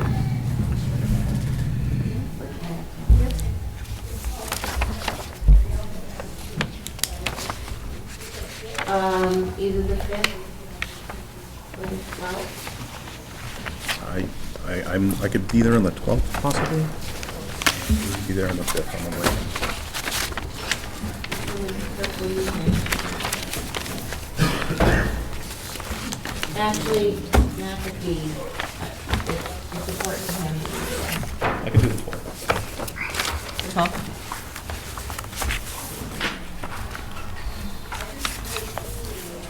No decisions will be made Right, We can't, I mean, we can't deliver it together. right. Yeah. Okay, any further comments? Well, Jonathan, is that, do you have enough to go on for options? For options, I think I need to discuss it Okay. with these guys and see which direction they want to go in. Okay, well, thank you. Thank you. Can we see you on the 12th? 9 o'clock? And after that, what do we? Then you come to the meeting on the 17th. October 17th. With our same plans, no revisions necessary. Well, you all are going to discuss what, you'll discuss with Jonathan some of the options. Okay. And do I need to have another formal application in by a certain day? Okay. No, you're continuing this. Thank you, I appreciate it.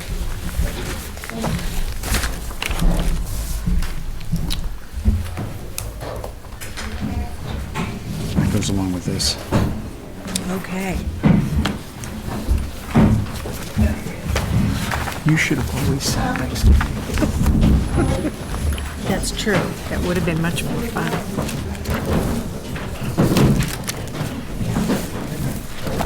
I'm not really checked out, it just seems that way. You checked out. Okay, I had a meeting last night of mine. I volunteered at mental health agency. Right, you're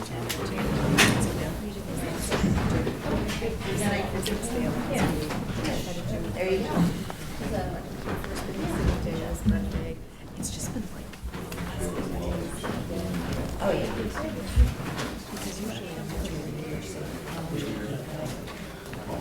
Yeah.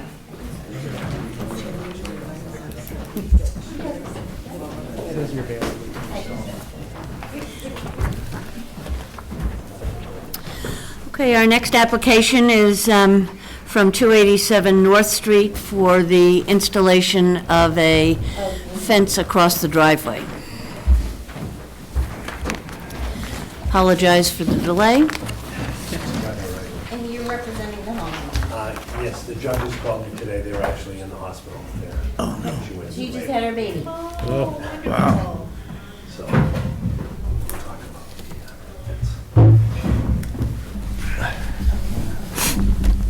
Boy or girl, you know?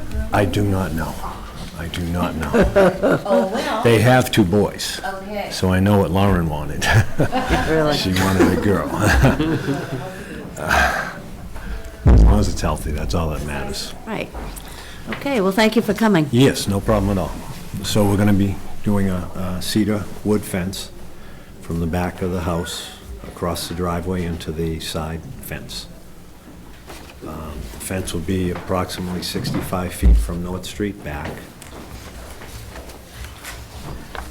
55 feet from the sidewalk back. It includes a double drive gate for the driveway. And that's the scope of the work.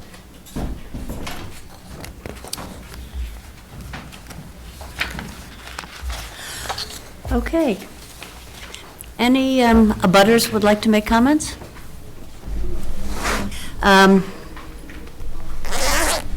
Who for the commission wants to start?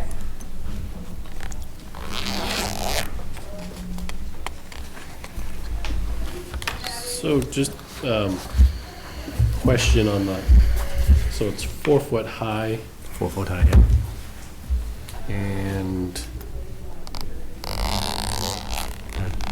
so it's just the gate, so there's fences indicated on either side. Are those part of the project as well?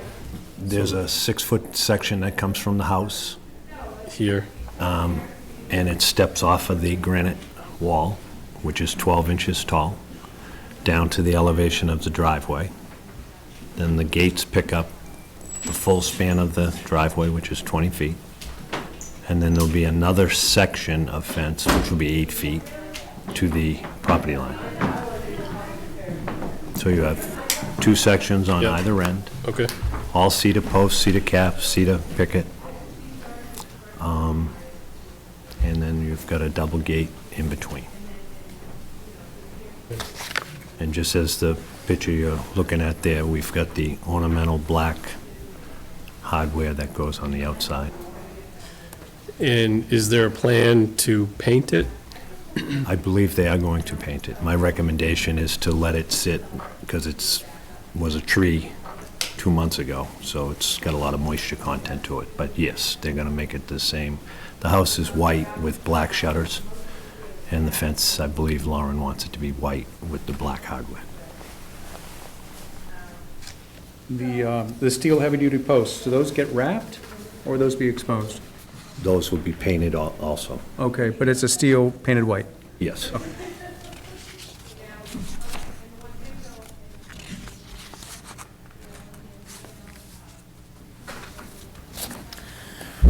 Other comments? We ready to move? I'm okay. Someone want to make a motion? How about you, Justin? So I'd like to make a motion for the addition of a fence at 287 North Street.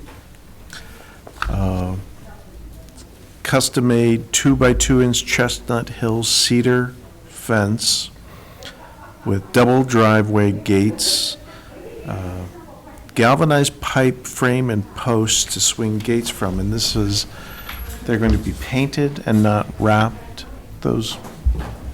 That was the question, painted white? It'll be everything will be painted white except for the exterior hardware, which will be black. Will be black. So painted galvanized posts, 5x5, 8-foot square cedar fence posts, pyramid post caps. And I can refer to the specification in the package, and painted white. Second. All in favor? Aye. Opposed? Okay. Thank you, folks. Thank you. Okay, I now turn the chair over to Mike LaRhette. So the next application is 1040 Main Street. Hi, Jonathan. Welcome back. Twice in one night. Oh, All right, so 1040 Main Street. It's an interesting house. It's been dilapidated ever since I was a little kid. I guess, I don't know the history perfectly, but I guess I believe it seems to be a Greek revival. It might have been built, I would say, in the Greek revival era, probably around 1850, but it burned down, I guess, in the 1920s, and then they rebuilt it. And I assume in the same footprint. Some of the architectural elements of it weren't quite done, I believe, the way they could have been. Most namely windows, sizes and locations, or at least positioning a little bit. So that's the history of the existing house. Again, it's been in disrepair for a very long time, and we would like to bring it up to its natural beauty of a Greek revival, but then also add on a good-sized addition off the rear. The nature of the addition, it's the philosophy of it is very similar to a lot of the Greek revivals that you see along Main Street and other areas of Hingham, where you have sort of a T or an L connector piece that comes off the sides with an extension of an addition off the back, and then transitioning into a garage. And that garage, so this is a corner property. It's the corner of Main Street and Liberty Road. The garage will be facing Liberty Road. There's an existing, actually no, there used to be an existing shed there that was facing to it, facing Liberty, but I think it must have fallen down years and years ago. But it's going to be a little bit upboard from where the concrete slab is that housed that.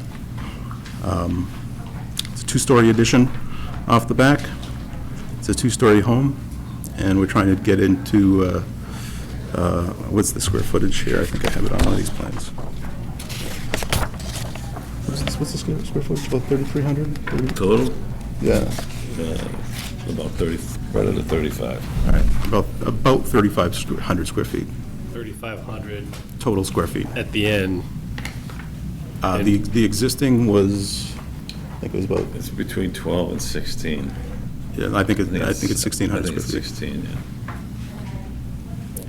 yeah. That's the existing to remain. There's a portion of a single-story projection off the back in disrepair that is coming off.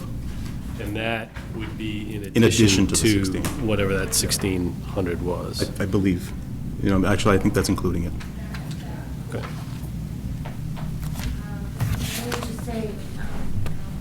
I handed out, this was a revised site plan that Jonathan sent me. So it shows The driveway and... the new driveway location and that the existing back portion with the hammerhead is going to be removed. And so that's the only revision to the new Yes, site from plan? the plans that you guys have.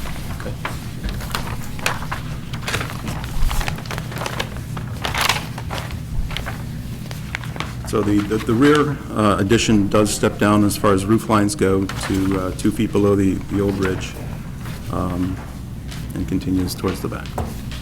And then it further steps down another foot towards the back addition.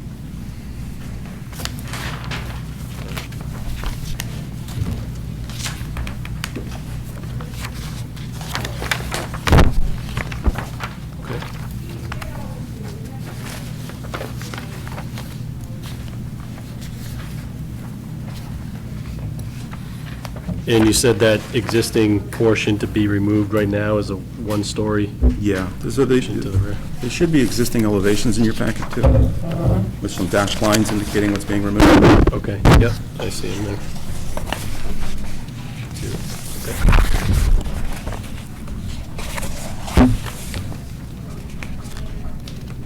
And in regard to materials?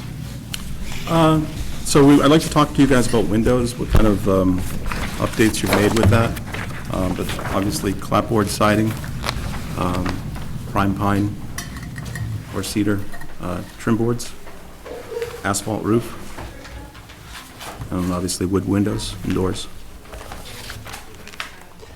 And what are your plans for modifications to the existing structure exterior in regard to windows and trim and?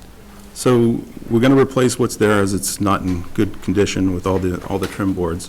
As far as the architectural elements that are changing, so right now on both sides, I'm creating shed dormers, little single window wall dormers, and on the front, I am taking the 2 existing windows. Actually, I have pictures of.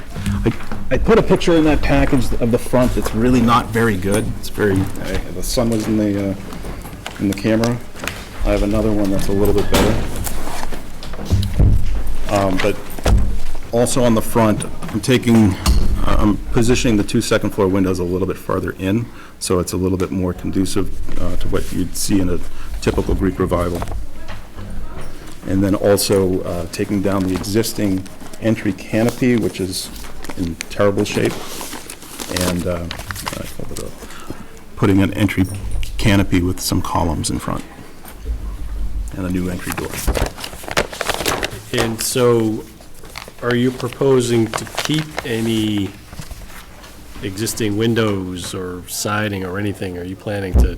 I think we're planning to tear it all? To me, because it was built in the 1920s and didn't really keep much of the character, at least in my opinion. Some of the windows, I can't remember, they're not in good condition at all of them. They can. Yeah, the whole house. It's a tough house to be in. It's just in disrepair. And is, for instance, the exterior trim and the windows, that's all in disrepair? I think some of the cornices, the eaves, they're sort of rotted out with possible things living in there. But I didn't go and touch every board or, and as far as the siding goes, I'm sure some of it's in okay shape. Yeah. Okay. Comments? Sure. You can read that into the record. Okay.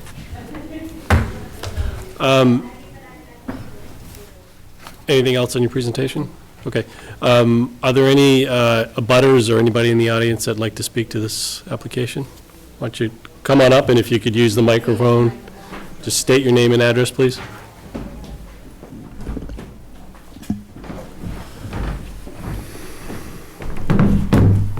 Hi, I'm Evan Sheehan. I live at 1036 Main Street. I actually live directly next door to the property. Okay.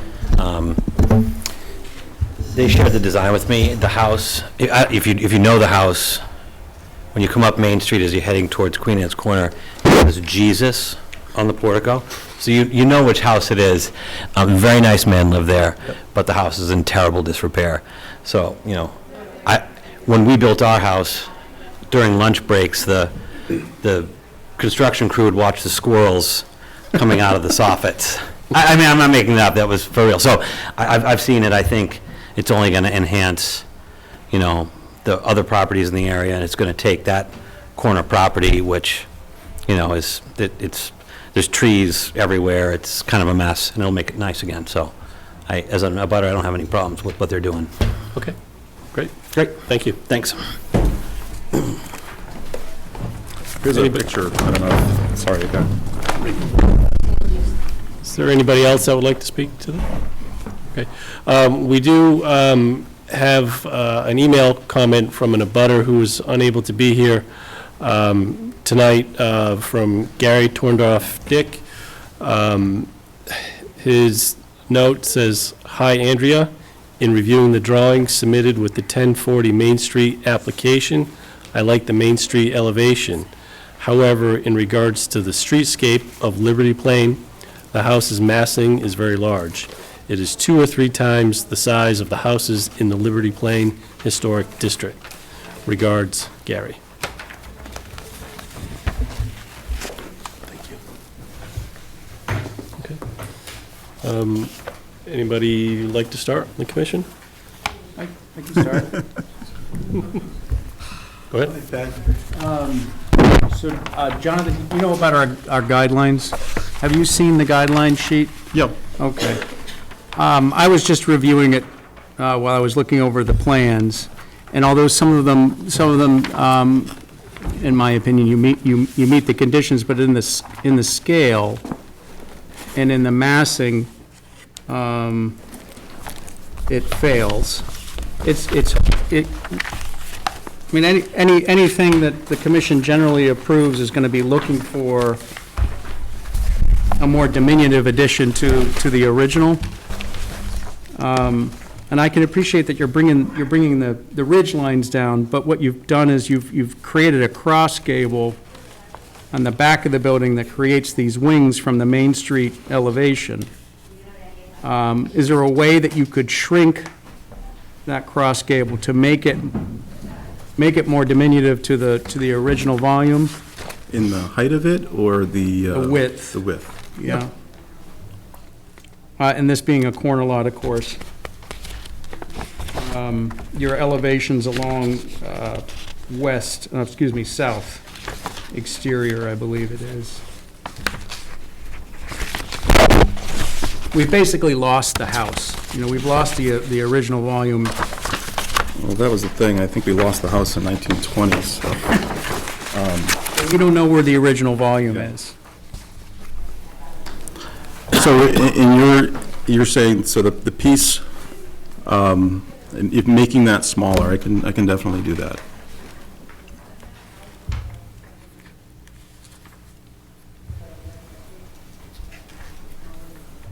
I mean, bluntly, this is a huge addition for a rather small house. Yeah.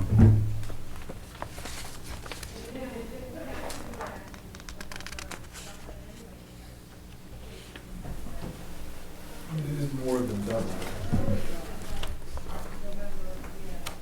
I mean, it looks like it's more than doubling. It's close, yeah. 1,600 to 3,500. Yep.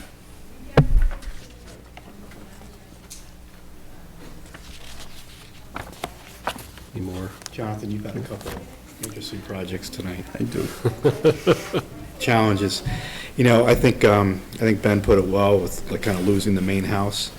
You know, if you can if you can configure an addition off of this that is subordinate to the main house, you know, I know you're starting off, it's small to start with, but, you know, if you can somehow configure it so you take a step down on the ridge line and maybe you come in a little bit, you know, on the sides and just kind of take it back somehow, keep it simple, take the square footage, you know, back a little bit, but just so we know what the main house was. Yep. With your drawings, we kind of, you know, we just forget what was originally there. And when I So look at it was this, part of my original, when we went out there, and Matt was, we were talking, we needed a dimension because to get the program that we were trying to achieve, and the idea to extend the sides was the thing that we came up with, but Yeah. I understand. you know what?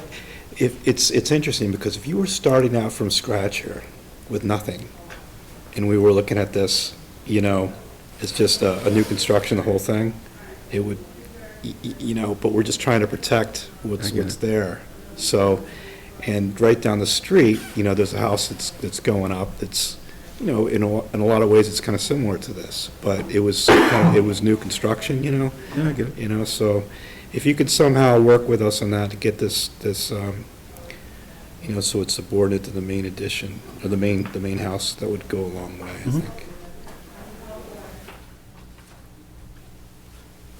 Justin or Ronnie? It really is hard to tell where the old house was. Yeah. So for instance, if we take the L piece that I refer to, or the T, the cross gable at the back, if we take that and push it inside the rear walls of the house, let's say a foot on either side, and extend that back to where the garage is, would that be more acceptable? So, if I understand what you're suggesting, it would be, instead of outboard 5 foot either side, it would be inboard by a foot, both correct. sides. I think that would certainly be helpful. It won't look like the addition is eating the Yeah, house. or, in could we keep, so what if that extension remained, but only on the first floor? And the second floor stepped in the back and went back. Would that be agreeable? Because I think that step out is more important on the first floor than it is on the second floor. Is there a side that's kind of The back, camouflaged a little bit more from the street? left side. The left side, so if there's like a tree line or something where you can't, you know, maybe you could maintain, you could go out a little bit on that side, and you wouldn't even see it. Yep. But then you come in on the other side. You can do that. You know, so. Absolutely. The side that's mainly visible from the street? So the Liberty Road side is the side that we could do that on. We could step that back, and I could maintain a 5-foot projection on the left side. And then just have some type of, you know, you're coming in a couple feet, you know, so you know, oh, that's the original house, I see it, I make that out, and then you know, and then you just kind of scale it back a little bit in the rear and take some square footage out of it. And that's, without having going out there, and that's just. Yeah, and I think it would make sense to do a site visit for this one, for this property too. You know, and I can certainly appreciate the improvements here to this property. I think if we can see the site, I think it'll help clarify some of these things. Spend the day with Jonathan?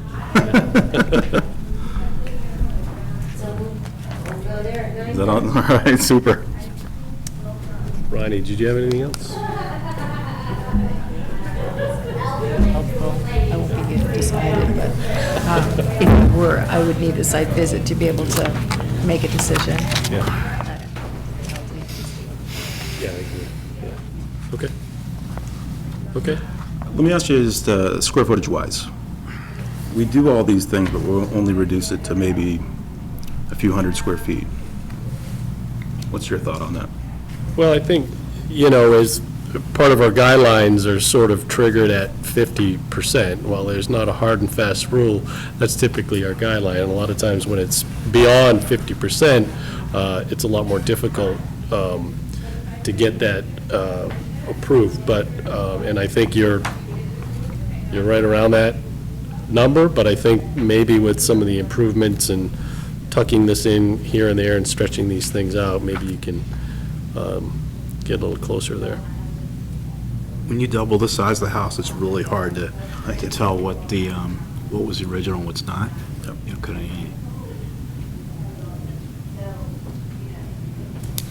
Talking about the original house or the second house, once the original house burned down?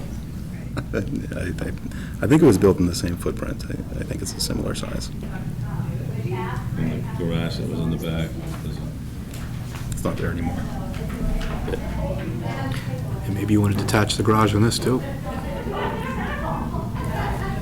So if it's a house, if the house is 1,600 square feet, what is the total square footage that you're looking at? So our guidelines are a 50% increase, kind of triggers a question like, does this make sense? I think that's what Mike was saying. Right, and whether it's appropriate or not. I mean, you guys are close, right? I think you're at, right, from 1,600 to 3,500. That's doubling. That's 200%. That's twice. Yeah, so anything we do is gonna, I knew that guideline is just not Yeah. feasible for what Matt wants to do at this house. A way to, to maneuver with that is to, break up the mass and you have a separate garage, then you can kind of, okay, we're adding 800 square feet to 1,600, that gets us to 2,400. Then we got this garage, which is, 25 by 25, and it's separate, you get a long lot, so maybe that works.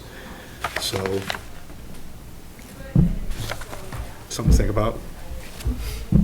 So is it based on, because it's on a corner lot and Liberty Road can be seen, versus some of the other houses on Main Street that have smaller houses in front and big additions off the back that are probably the same size as 3,500, if not bigger?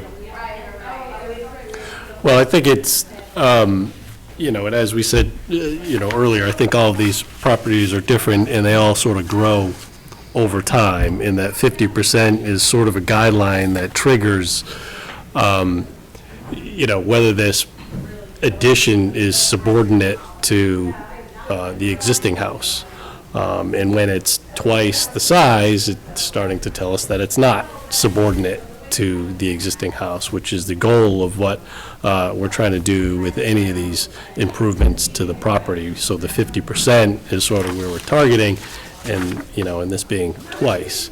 But I think if we're able to go out there, see the site, see what this looks like, and if there are some improvements that can be made that we're talking about, maybe that's something, to consider here with this particular property. Fun. All right, thank you. Okay. Thank you. Can I ask one last question? Yeah. So, in these historic houses here in Hingham, are there a lot of people who are buying these houses that are 1,200, 1,600 square feet and coming in here and looking to just add on 600 or 800 square feet? It varies, yeah, sometimes, yeah. But the majority are probably going for bigger? Yeah, or the property is bigger to begin with, and the additions are, of a similar square footage, but dealing with a larger property to begin with, so. So on the houses that have, like this, which have a big 35,000 square foot lot with a 1,600 square foot house, people who are buying them aren't looking to put on big additions or looking to put on small additions based on the guidelines? It depends. It's honestly all across the board, depending on the property and who purchases the property and what they're looking to do with it. So lot size has nothing to do with it? It does, to the extent that we look at the lot size, look at where the houses next door are, and how that property sort of grows into that site, which I think is what we're sort of talking about now, and considering, well, this is clearly more than 50%, but, if based on some of these modifications, maybe, it's not as big of a problem, but, it all depends on the property and the abutters and the properties next to it, in context. Okay. So it's just, I don't know much about this, so that's why I'm asking. Yep. So if the house next door is a similar house, originally historic, and it has a big addition off the back, that has no bearing on this house? Or No. does it? No, I mean, yes and no. I mean, we look at all of these houses in the context of their neighbors and in the context of the district to see how they've all grown over time, because, most of them have, and a lot have been in front of us. And so I think it's iteration. And I think that's what we're looking to see as part of the site visit, is to see what this looks like with its general abutters and the neighbors, and how it fits into the local area of the district. Okay. I'm good. All right. All right, thank you. Thank you. Thank you. Thanks, guys.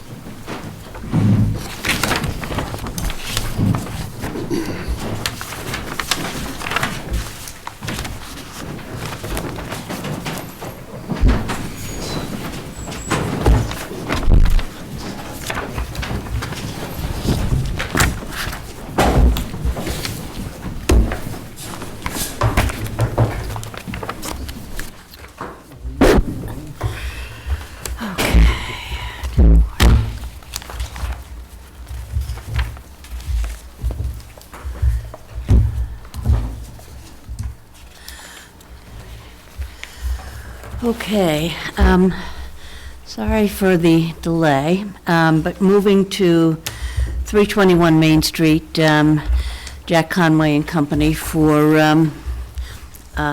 replacement of an existing sign.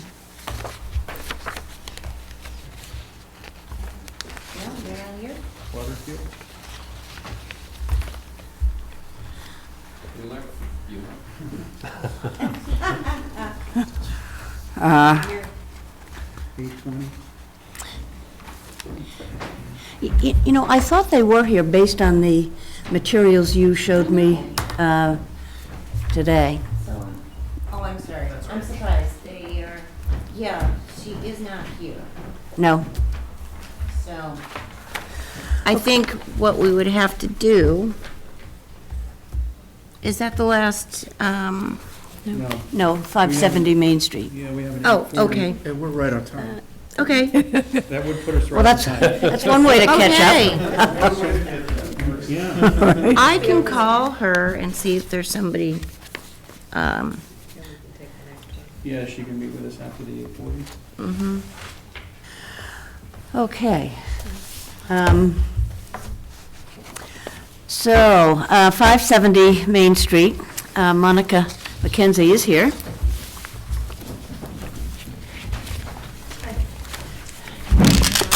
Hi. Yeah. Speaking by myself. So this is a proposal to increase the size of that porch entryway on the side of 570 Main Street. We were approved for the 8x5 redo, demo of that existing little porch, and this is the entryway into the new kitchen. And we have that platform built, and guess what? It's too small. So they wanted to ask if we could make it a little bit longer. So it was 8x5. They want to make it 16.7 by 5. The 16.7 runs, it actually could have been a little bit shorter, but it runs directly under the roof line, the change of the roof line. So it looks pretty good at 16.7. When we brought it back a little bit away from the break of that roof, it looked like it didn't look as good as it does as this. So it's also the addition of a window. There's one window in the approved porch, and they want to know if they can put a second window.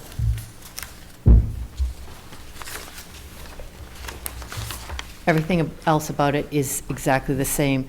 The materials are the same, the roof is cedar, the footings are there, the platform is there. It's just, when they built it onto those old existing granite steps, it made it too short for the closet, which was the purpose of it, to have a closet at the end of it. So it won't work unless we make it a little bit longer. So what is drawn, this is 16 feet as drawn, Mhm. this elevation, right? 16.7. And then, just so I'm clear, so this line stayed the same? Exactly. It's just that that stretched out Exactly, to 16.7? right. Okay. So this was the original, this was the original. Okay. When I first went there, I suggested that we try to make it a little bit longer, because the whole purpose of it is to be a mudroom, 5 feet wide with the closet at the end, because there was absolutely no space to even hang up your coat. But they said, no, we don't need that, we just need it to be, just enough for a teeny closet. And when you built it onto the granite existing steps, it's not big enough for the closet. So the platform is there, and they just want to extend it to have the closet at the end. Same width. Same width. Same door, same granite. The granite steps, this was one of the problems with the drawing too. If you remember, it looks like it's wooden steps, and it's actually a granite old step situation. Those being removed? No, they're existing. So there's a granite platform, and then there's one step to get up into the new porch, which was there also, but it was like a rotted wooden step. So we kept it exactly the same. So you're going to consume the granite platform with this? No, the granite platform exists. It stays? With the proposed 16 and a half foot? The beginning of it stays exactly where it is. So does this come towards the front of the building? Comes towards the front of the building. I see. Yep. It's not stretching towards the back? No. Got it. The steps remain the same. It stretches towards the front. And I know that it's summer or fall, but you can't see it at all from the street. Now, when the vegetation dies back, if you really stare at it, it's halfway down the hill, so you can definitely see that there's a building in the front like this, but this makes it look like it's even farther forward, as if you can actually see this. The house is on a hill, and it comes down, so that's why there's that big set of steps to get to the back door. So that window in the powder room is an existing window in the powder room, and that'll get It'll be part of the consumed into the- interior of right. the space. Monica, could you pass the drawings that were approved in the? Let me at this point ask if we want to consider the addition of that window, because it's not on the application. The new window, the second window? Yeah. Yeah, sure. So how do people feel about that? Yeah, given the size of the scale, I have no objections. And honestly, I think that the modified drawing has, to me, it seems like more balanced proportions, and the window seems quite appropriate in those balanced proportions. The window addition is the one without the shutters, right? Yes. But it would have shutters. It could have shutters. There's no shutter on this particular window up here, because it just doesn't fit, I guess. But yeah, we can definitely put shutters on it. Okay. I think they'll fit. The window to the left is a little tight to the corner board, but I think it'll fit.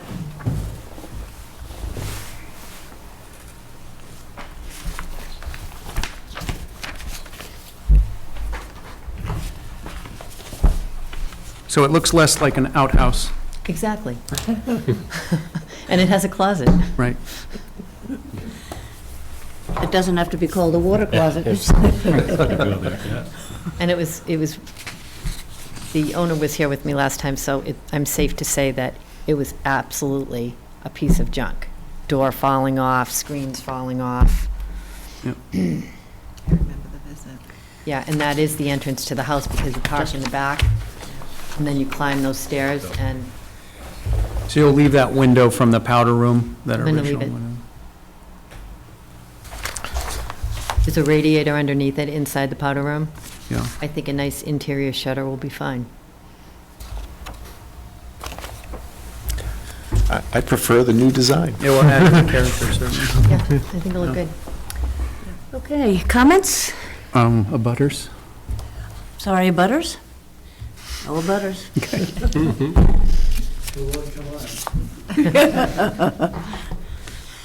So, somebody make a motion? I can do that. I'd like to make a motion for a certificate of appropriateness for 570 Main Street. A change in the plan, plans dated, well, this says 5/26.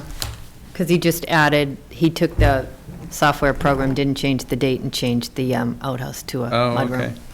Okay, well, so A1, A, and A2, extending the footprint towards the front of the property from 8 feet to 16 feet. 16.7. 16 feet 7. And adding an additional window on the left elevation. This is an all wood, single pane. It's a Marvin 5/8 wood window. Okay. Is that a TDL, a true divided light? Okay. Second. All in favor? Aye. Opposed? Thanks, you guys. Thank you. Have a Thank good you, night. Monica.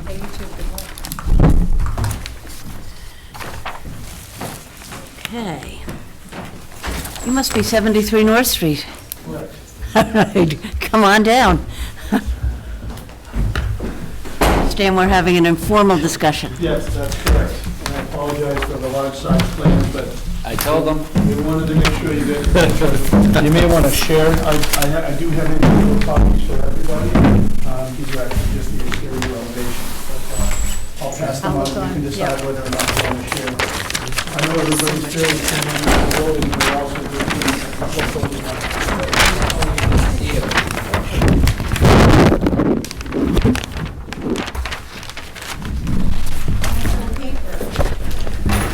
Yeah. I apologize. I get paid by the square foot of paper. Oh, okay, good. Just kidding. And this is some context photographs. Again, I know everybody's fairly familiar with the property.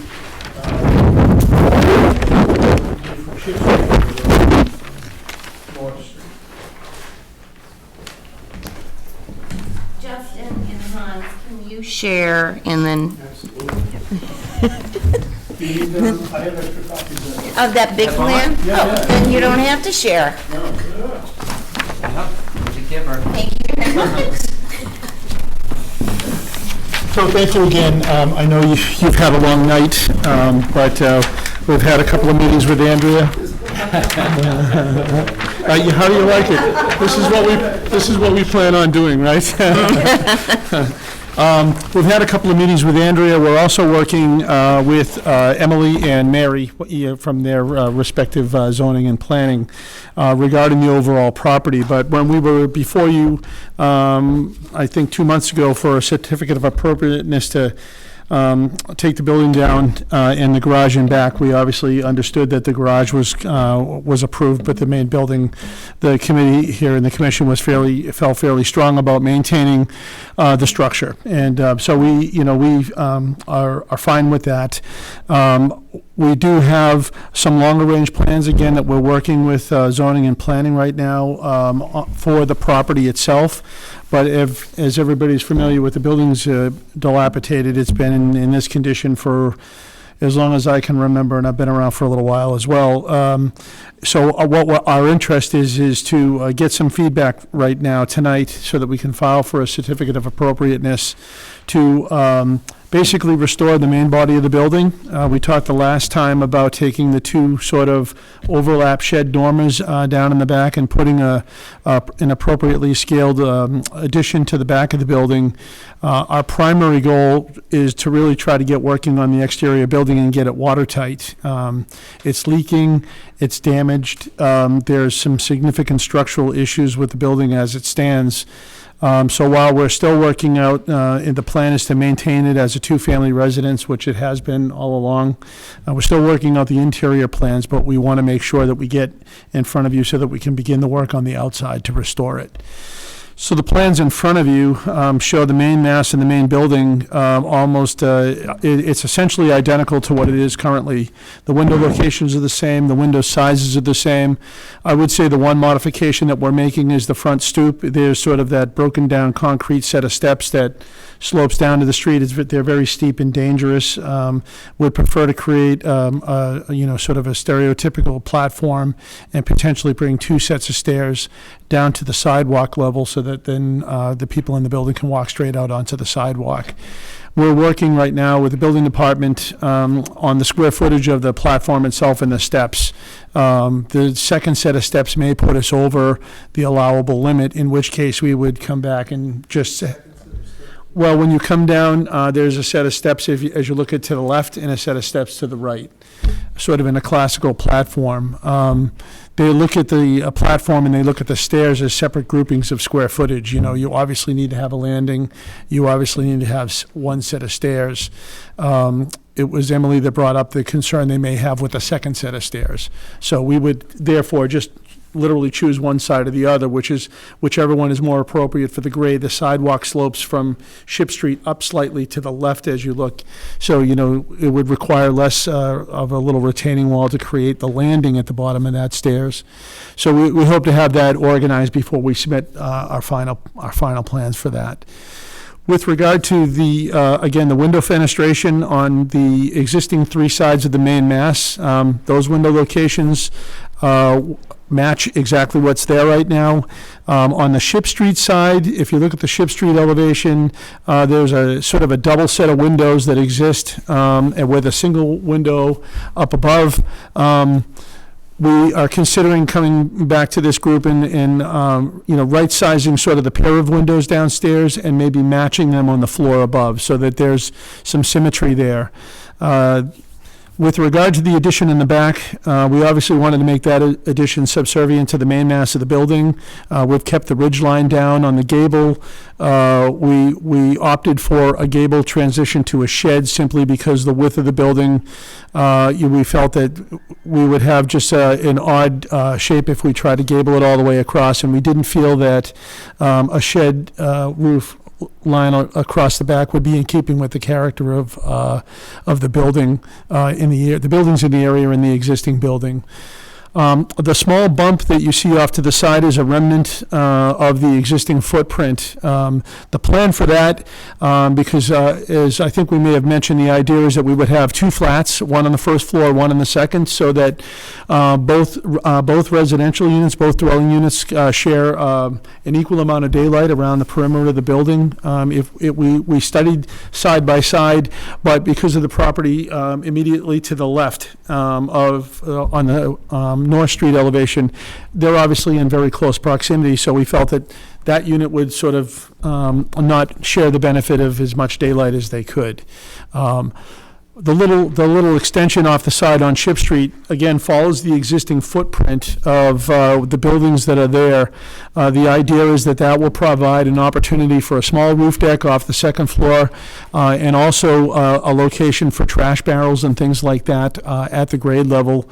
We can talk about access in and out of that. Right now, we're proposing maybe a slider barn door style, something that we could make historically appropriate, but that would be a place where they could keep the barrels and the recycling and things like that, so they're not out in the property in visibility.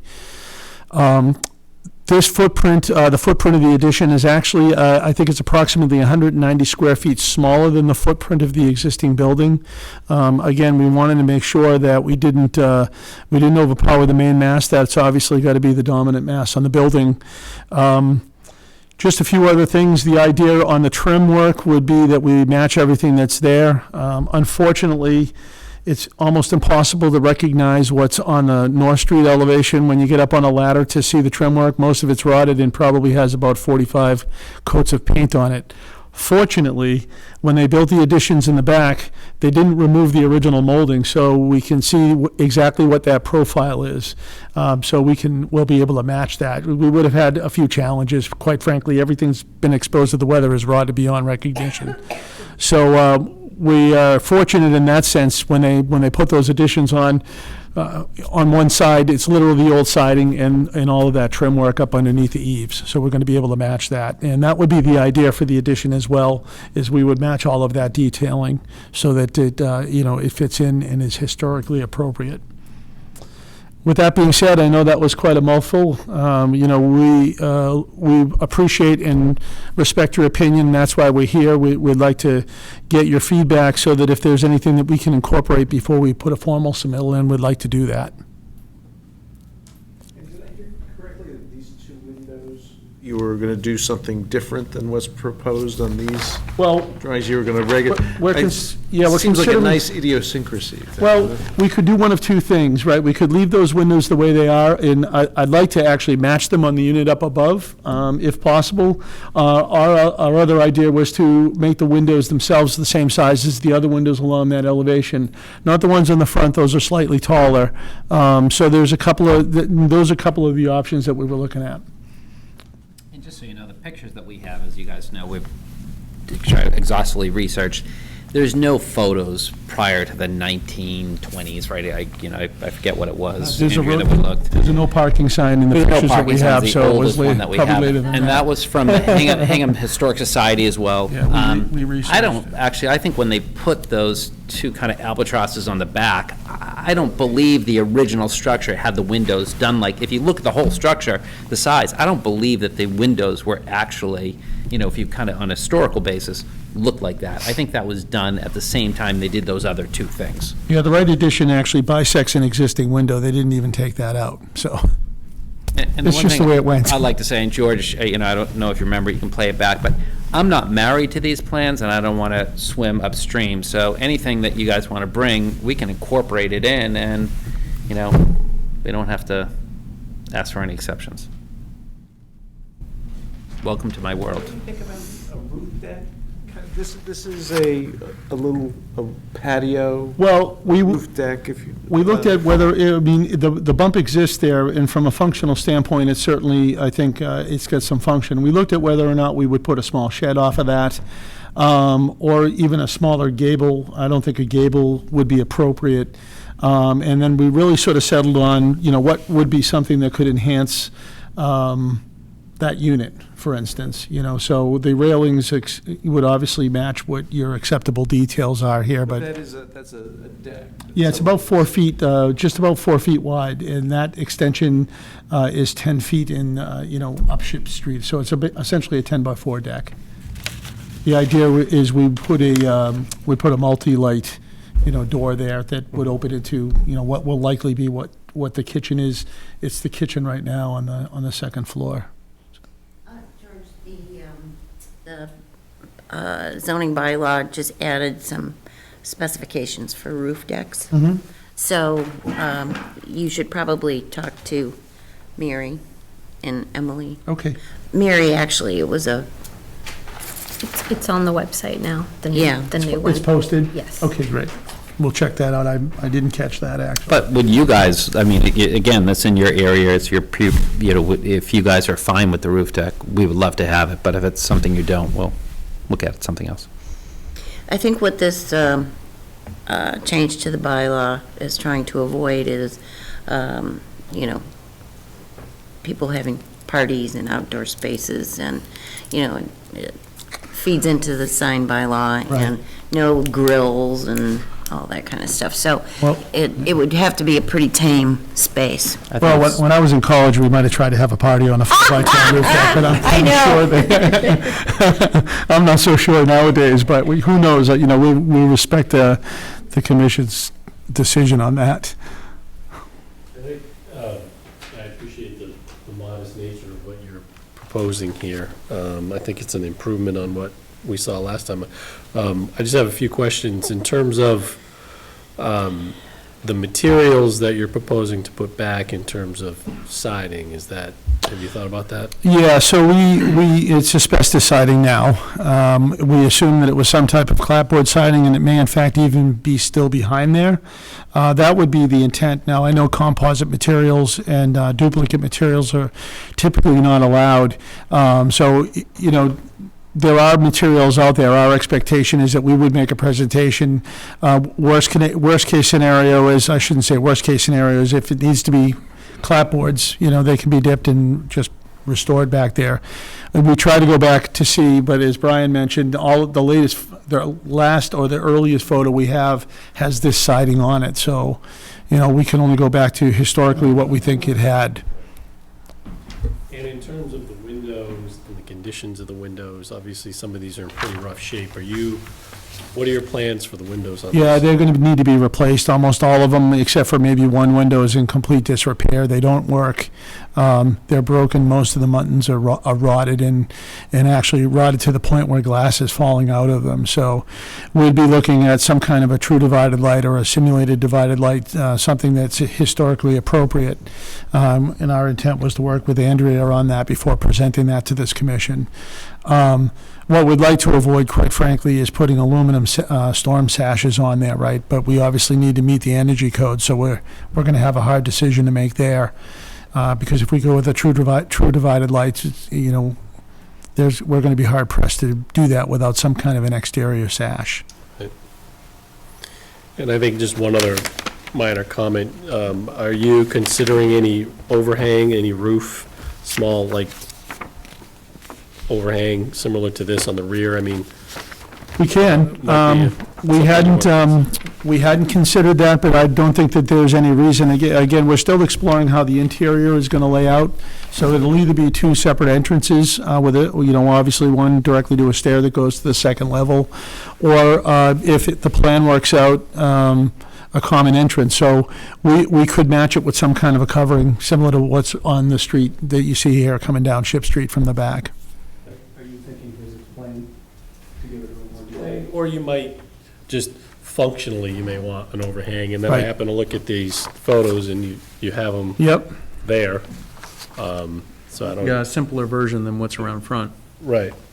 Yeah, certainly, and obviously, the front is more of a surface applied, right? That's a roof structure, so we want to be careful about the brackets that we would select and design to hold that up. We want to make sure that they fit. They don't just look like something we went down to Home Depot and bought, so we can work that out. In fact, that's great fodder, actually, for going to search, places like Old Bostonian or down at Wareham for some that have been removed from older houses, right?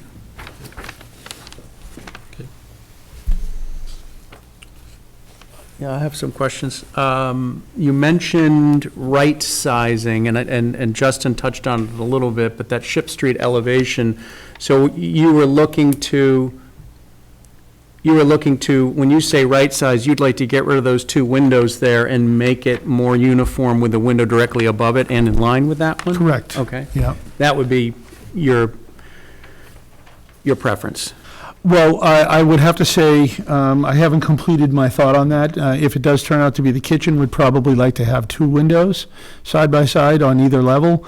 Whether or not they're slightly narrower than the standard window section on the first floor, the pair of windows. Yeah. They're slightly narrower. So what I would prefer to do is, and we've done this in other districts before, is to not have a short kitchen window if that works out to be where the sink is. Right. We can work a detail where it's actually a full height window and there's a splash behind there, so that from the street, it looks like it's just a standard size window, and it's not, you're not driving down Ship Street to say, Right. hey, that's where the kitchen sink is. You basically have three elevations that are on prominent display from a public way. Correct.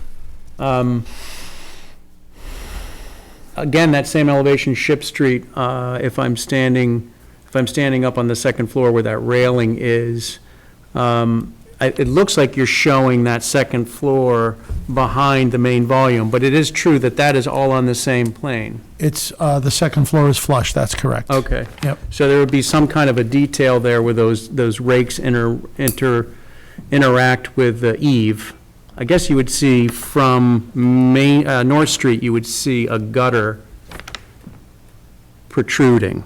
On the Main Street side, or on North Street? Yes. Yeah, right now, the gutters have rotted out, and there were downspouts at one point.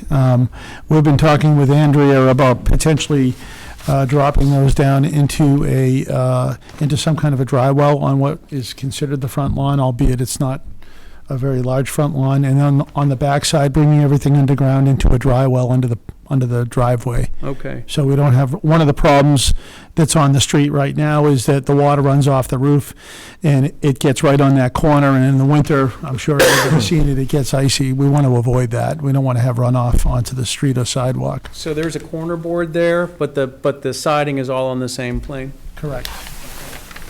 Now, that's up for discussion. I think we would want to imply the mass there. If there was no bump out there, we would probably look to set that back addition in about a foot. But because we have the small, for lack of a better term, the utility area, we felt that it'd be difficult to see that perception, I see. And on the backside, of course, it's not really visible. It's right up against the fence. Right. As a matter of fact, this addition corrects a small encroachment onto the neighboring property line that's existed for who knows how long, so. Okay, and then I have written down here remnant, but I think you wanted to do some kind of a barn door. I thought I heard in the back of the house elevation? Correct. Okay, so that's showing some kind of a barn door track. Something on a track, we'll obviously have something more detailed that we submit here, but it's as I said, it's about 4'5" overall, so we're gonna end up with about 4 feet, give or take, clear on the inside. So, we're just thinking, again, trash barrels and maybe a lawnmower, a snowblower, whatever it is, keep it there. But to just try to develop two 2-foot wide or even a single 4-foot wide swinging door would be not necessarily appropriate. Okay, so that barn door track could potentially get hidden by a similar header treatment on these windows on the original volume, so that we're concealing that. Exactly. Okay. We could bury that, and we could actually match that detail. It might be a little larger, obviously, the track's Yes, gonna as be a result of heavier. the track. And the trolleys typically sit over the top, but we could mimic the detail over the windows, if you would. And then in the rail on the front door, I get confused on what's happening with the elevation. Is the town doing something are they asking you to excavate so that you can have an egress that takes you left or right or both? Well, we're planning, we would plan to excavate. Right now, the concrete steps, there's a platform, and then the stairs are actually currently essentially broken away from those. And they range anywhere between 8 and 9 inch risers, which if we rebuild that, we obviously couldn't do that. So our concern is that if we try to come out straight, we're going to encroach onto the sidewalk, which we don't want to do. We prefer to build a platform essentially the same width that it is off, and then come off the sides onto our property. Right. So in order to do that, if you look at the front elevation, we're going to need to excavate. Ultimately, we'd like to get down to the sidewalk level on either side or one or the other. I see. So the intent would be to take the material that we're going to have on the foundation and continue that material as a small retaining wall to hold up the, either side of the yard. And what was it that you said you'd have to pick either a left or a right? So your zoning bylaws allow what they consider encroachments within the front setbacks. Now, we know that this is essentially a 0 setback line, but the problem is if we have the platform, they consider that, and that's generally... That's an encroachment. 30 feet or whatever it is. I think it's a 30 square foot Yeah, allowance. 30 square feet, and we'll end up, if we have both sides of the steps, we'll exceed that. So we just want to get their read on it. They obviously have to allow us to have at least one set of steps, and the code requires a platform outside the door, so it's going to be 6 of one, half dozen of the other. And again, worst-case scenario is if we have to eliminate one run of the stairs, we just select the one that's probably closest with the fewest risers to the sidewalk level. But there's a chance that they'll approve. I hope they would, quite honestly. I frankly think that the Kind of mirrors some of the other houses on North Street. That's And But I think what George is trying to say is there is a chance that we should look at this, that they're only going to allow a left or a right. right. And he just wants to make sure, that we're okay with that. Right, for instance, if you approve both, and the building, when we go in for permitting, or the building department says, hey, you gotta select one or the other, that when we get, when we get to the point where we actually get our certificate of appropriateness, there's a clause in there that may allow us to just say, obviously with notice, eliminate one run or the other. My guess is that a purely historic treatment would have both. That is correct. That always doesn't align, that doesn't always align, as you know, better than I do. I'm just Sometimes saying with from the zoning and Historic planning. Districts Commission point of, I would agree with you 100%. Commissioner, at least. That's right. So I don't have any questions, I have feedback, but I don't want to take up everyone's time. If somebody else wants to go. No, go ahead, Ben. Oh, all right. So obviously, you're looking for some direction. So I'm going to agree with Mike. This is a much more a simpler design, and I can appreciate it fits well. It's beginning to fit well with the original volume, which is what we're always trying to do. The one thing I'm a little stymied by is this flat roof addition off to the right side as you look at North Street. I understand why it's there, and that you want to create kind of equal spaces for the two sides. I'm wondering if something else can be done there. Again, you've got these prominent three sides, which are visible from public way. It's certainly an improvement, and this commission member wouldn't stop the process if that was necessary. I'm just saying, I'm wondering if you could do something else, and perhaps step this in rather minorly, just so that corner board does stand out by itself, so that when someone looks at the structure, they say, that's the original volume. That is definitely an addition. Okay. But otherwise, I think it's a great improvement. Thank you. Yeah, we can certainly look at that. Would you consider, I understand what you say, where the transition is between the existing and the new. If we were to step that back in general and eliminate the roof deck and come up with some more another type of a roof line there, do you think that would address your concern, or are you just concerned about the bump out itself? Are you looking for some kind of common space to store for? It's good. That's what it's going to be. I mean, what we don't want to see is, having to build a fence enclosure or something like that. Right, with some barrels in it and you see it everywhere, right? It's the scourge of historic districts, right? Right. Right. On one side, however good recycling barrels and everything else that comes along are there, it's not very sensitive to the historic nature of it. Well, then I'm be just looking for it to be set back. You keeping, this is not a showstopper, certainly for this commission member, but showing that, that the fact that this is an addition and this is the natural progression of the house, so one could see that. The only other thing is a study of the existing windows. You've got some old windows there. I don't remember based on the site visit. I didn't look closely at the windows. I was captivated by everything else. Right. In that house. But we're preservationists, and we're always looking to restore, if at all possible. We understand that if they're beyond restoration, certainly. Right. But we'd like to see what ones could be restored. Okay. Can I ask you a question? So those, and I don't know what old is, but those are the windows that were. Right, look in the mirror. I'll be 50 in a month. So these windows look to be the ones that they installed when they did the renovation and put the asbestos shingles on and whatever. That was the whole new windows and sidings. I'm not remembering. Yes, well, they get the metal or tin. What is it? What the heck? So the jam tracks are. There's elements in some of the windows that indicate that they're not. I would be surprised if they were original anyway, just because you're this close to the water. I mean, it was built in 1762. Right. You know. And I think the concern would be a couple of things, right? We're going to have a very heavy lift trying to restore the exterior walls and make sure that they're appropriately insulated. We can certainly take a look at them, but my concern would be ultimately digging into the pockets and making sure those are appropriately insulated and all of that. But we can certainly take a look at that and report when we come back. Yeah. That's a fair statement. That would be great. Yep. And if there's any indication, if we can, you half expect to see a little Anderson sticker on one of the, we'll take a picture of that and show him. One of and then the we'll know for original sure, right? Andersons. That helps, actually. If it says helps. Captain Anderson. Yeah. It'll be a lot different, right?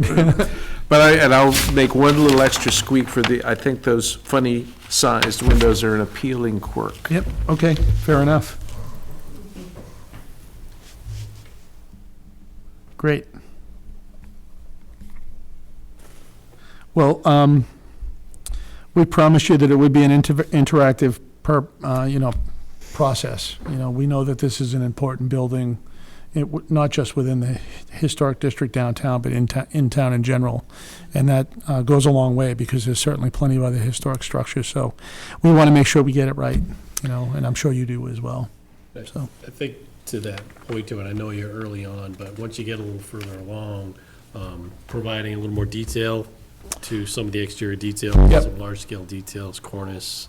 we expect to submit with that, cornice details, all of that stuff. And as I said, we were able to see exactly what it was on the inside of the building. So I think, from what we can tell, there's obviously no corner boards or anything on this now, but that would be a pretty standard detail. But certainly the cornice up underneath the eaves and the trim on the, we'll have to come up with something that's appropriate on the fascia side of the gables, on the gable ends underneath the rakes on either side, so.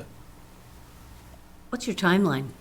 We'd like to move quickly. I mean, we're pushing forward. Our expectation is to get back an application into Andrea, and we know we're running out of time, so I've got to stop on the way home and get a couple of boxes of Joe and get drawing, right? Because we'd like to get it submitted as soon as possible, because as I mentioned, I don't think we're going to beat the weather 100%, but we want to try to at least get in there, know what we got to do, and get it as weather tight as we can before the next winter hits. It's gone through too many winters exposed, quite honestly.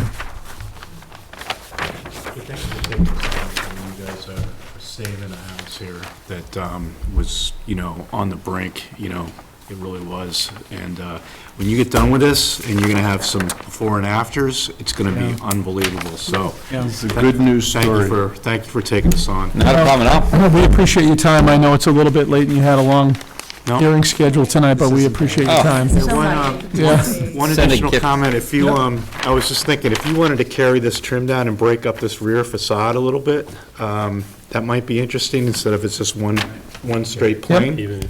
I actually agree with you on that. I was feeling the same way. And then you can, you can step it in a little bit on the back maybe, so, you don't have one straight parallel. No, I agree. I think we could probably do that without hurting the interior layout at all on either side, quite honestly. And then maybe this is not a roof deck, maybe this is a balcony. I don't know how you classify that I don't think it's exactly. big enough to actually, Yeah, you're not getting much up there. There's not much So- getting up there. Maybe a chair, Yeah. a couple of chairs. Right, yeah. it won't be anything. And then you're gonna do the garage too, right? Well, we're working on the rear building right now with Emily and Mary and Andrea. The idea is to potentially put another structure on the property, Okay. whether it gets divided on the Form A, but that would be a mixed use. And again, because that requires a special permit, we didn't want to hold this up. We wanted to really move, 2 special permits, I guess. And the feeling is that, again, that should be a relatively light lift, but that there's a process to that, and we wanted to get this going faster. Could have some storage back there, could have some, disposal, all that could be kind of back in there too to create some more space. Correct. We're considering extra additional parking and the potential for a couple of driveway spaces further up Ship Street. But, again, the idea was to try to move this, once we knew we weren't taking the building down and we were fine with that, we figured let's roll forward and I'm get this not fine done. with that. But you're going to You have think to you're do. gonna have to lift it? We're going to definitely have to jack it because the foundation needs to be restored. We're considering excavating some of the existing basement. If you remember when we were there, the back half of it was, well, I'd say the back third was excavated to some degree. They had to get that big, giant boiler down there, so Is that granite salvageable? we're going to try to save as much as we can. If we have our druthers, we're going to probably pour a concrete, retaining wall behind it. And then, you can see daylight through the granite, so it needs to be blasted out and repointed and cleaned. Okay. But particularly in this right side, something's gone on. There are two major floor beams that are literally split in half. And you can see evidence on the one. If there's a positive to asbestos, you can tell when things are sinking because it's buckled, right? So it's hitting the top of the granite, so the structure is pulling it down, and the bottom two rows in that corner are buckled, so we've got to get that squared away. And no one knows how deep that granite actually goes yet. Right. Yeah, Brian's going to go in and dig by hand. Yeah. And hope for the best. In all honesty, we'll probably do some hand digging on the outside so we can try to figure out where the base of that is. Because obviously, if we excavate it behind it, we certainly don't want to have to underpin it. We want to make sure that, but you know how it went back then, right? They dug as far as they needed to and then came to granite, right? And you can see the back is not granite, it's rubble, so when they excavated back there, grab all the ballast stones and everything else you can find in the fields, right? You've seen it all, I'm sure. Something you might think of when you're excavating is being attuned to the presence of artifacts. Seriously. You'll find stuff. When the train came through, there was always an architect on site. That was a requirement. So you may be surprised what you find. You mean that's where Captain Anderson's That buried could have treasure is been. out there somewhere? Yeah, we've rehabbed a building that was the oldest schoolhouse in Norwell. We took the same precautions when we were digging around that. We didn't ultimately come up with anything, unfortunately, but, we're always cognizant of that. Obviously, the street's been paved and widened, and the brook was, part of the problem that's down there. But you never know. You never know what you're going to find. Sometimes it's just the old trash dump. Well, I know I'm going to find a vodka soda at the Snug, so we don't. Ryan's already bored with his stuff, can you tell? Well, I don't understand it. I think you're all doing a good job, though. Right. Well, listen, thank you very much. Thank you. We appreciate your time. And we'll continue to work with Andrea prior to our submission. All right, thanks, guys. Thanks a lot. Thank you.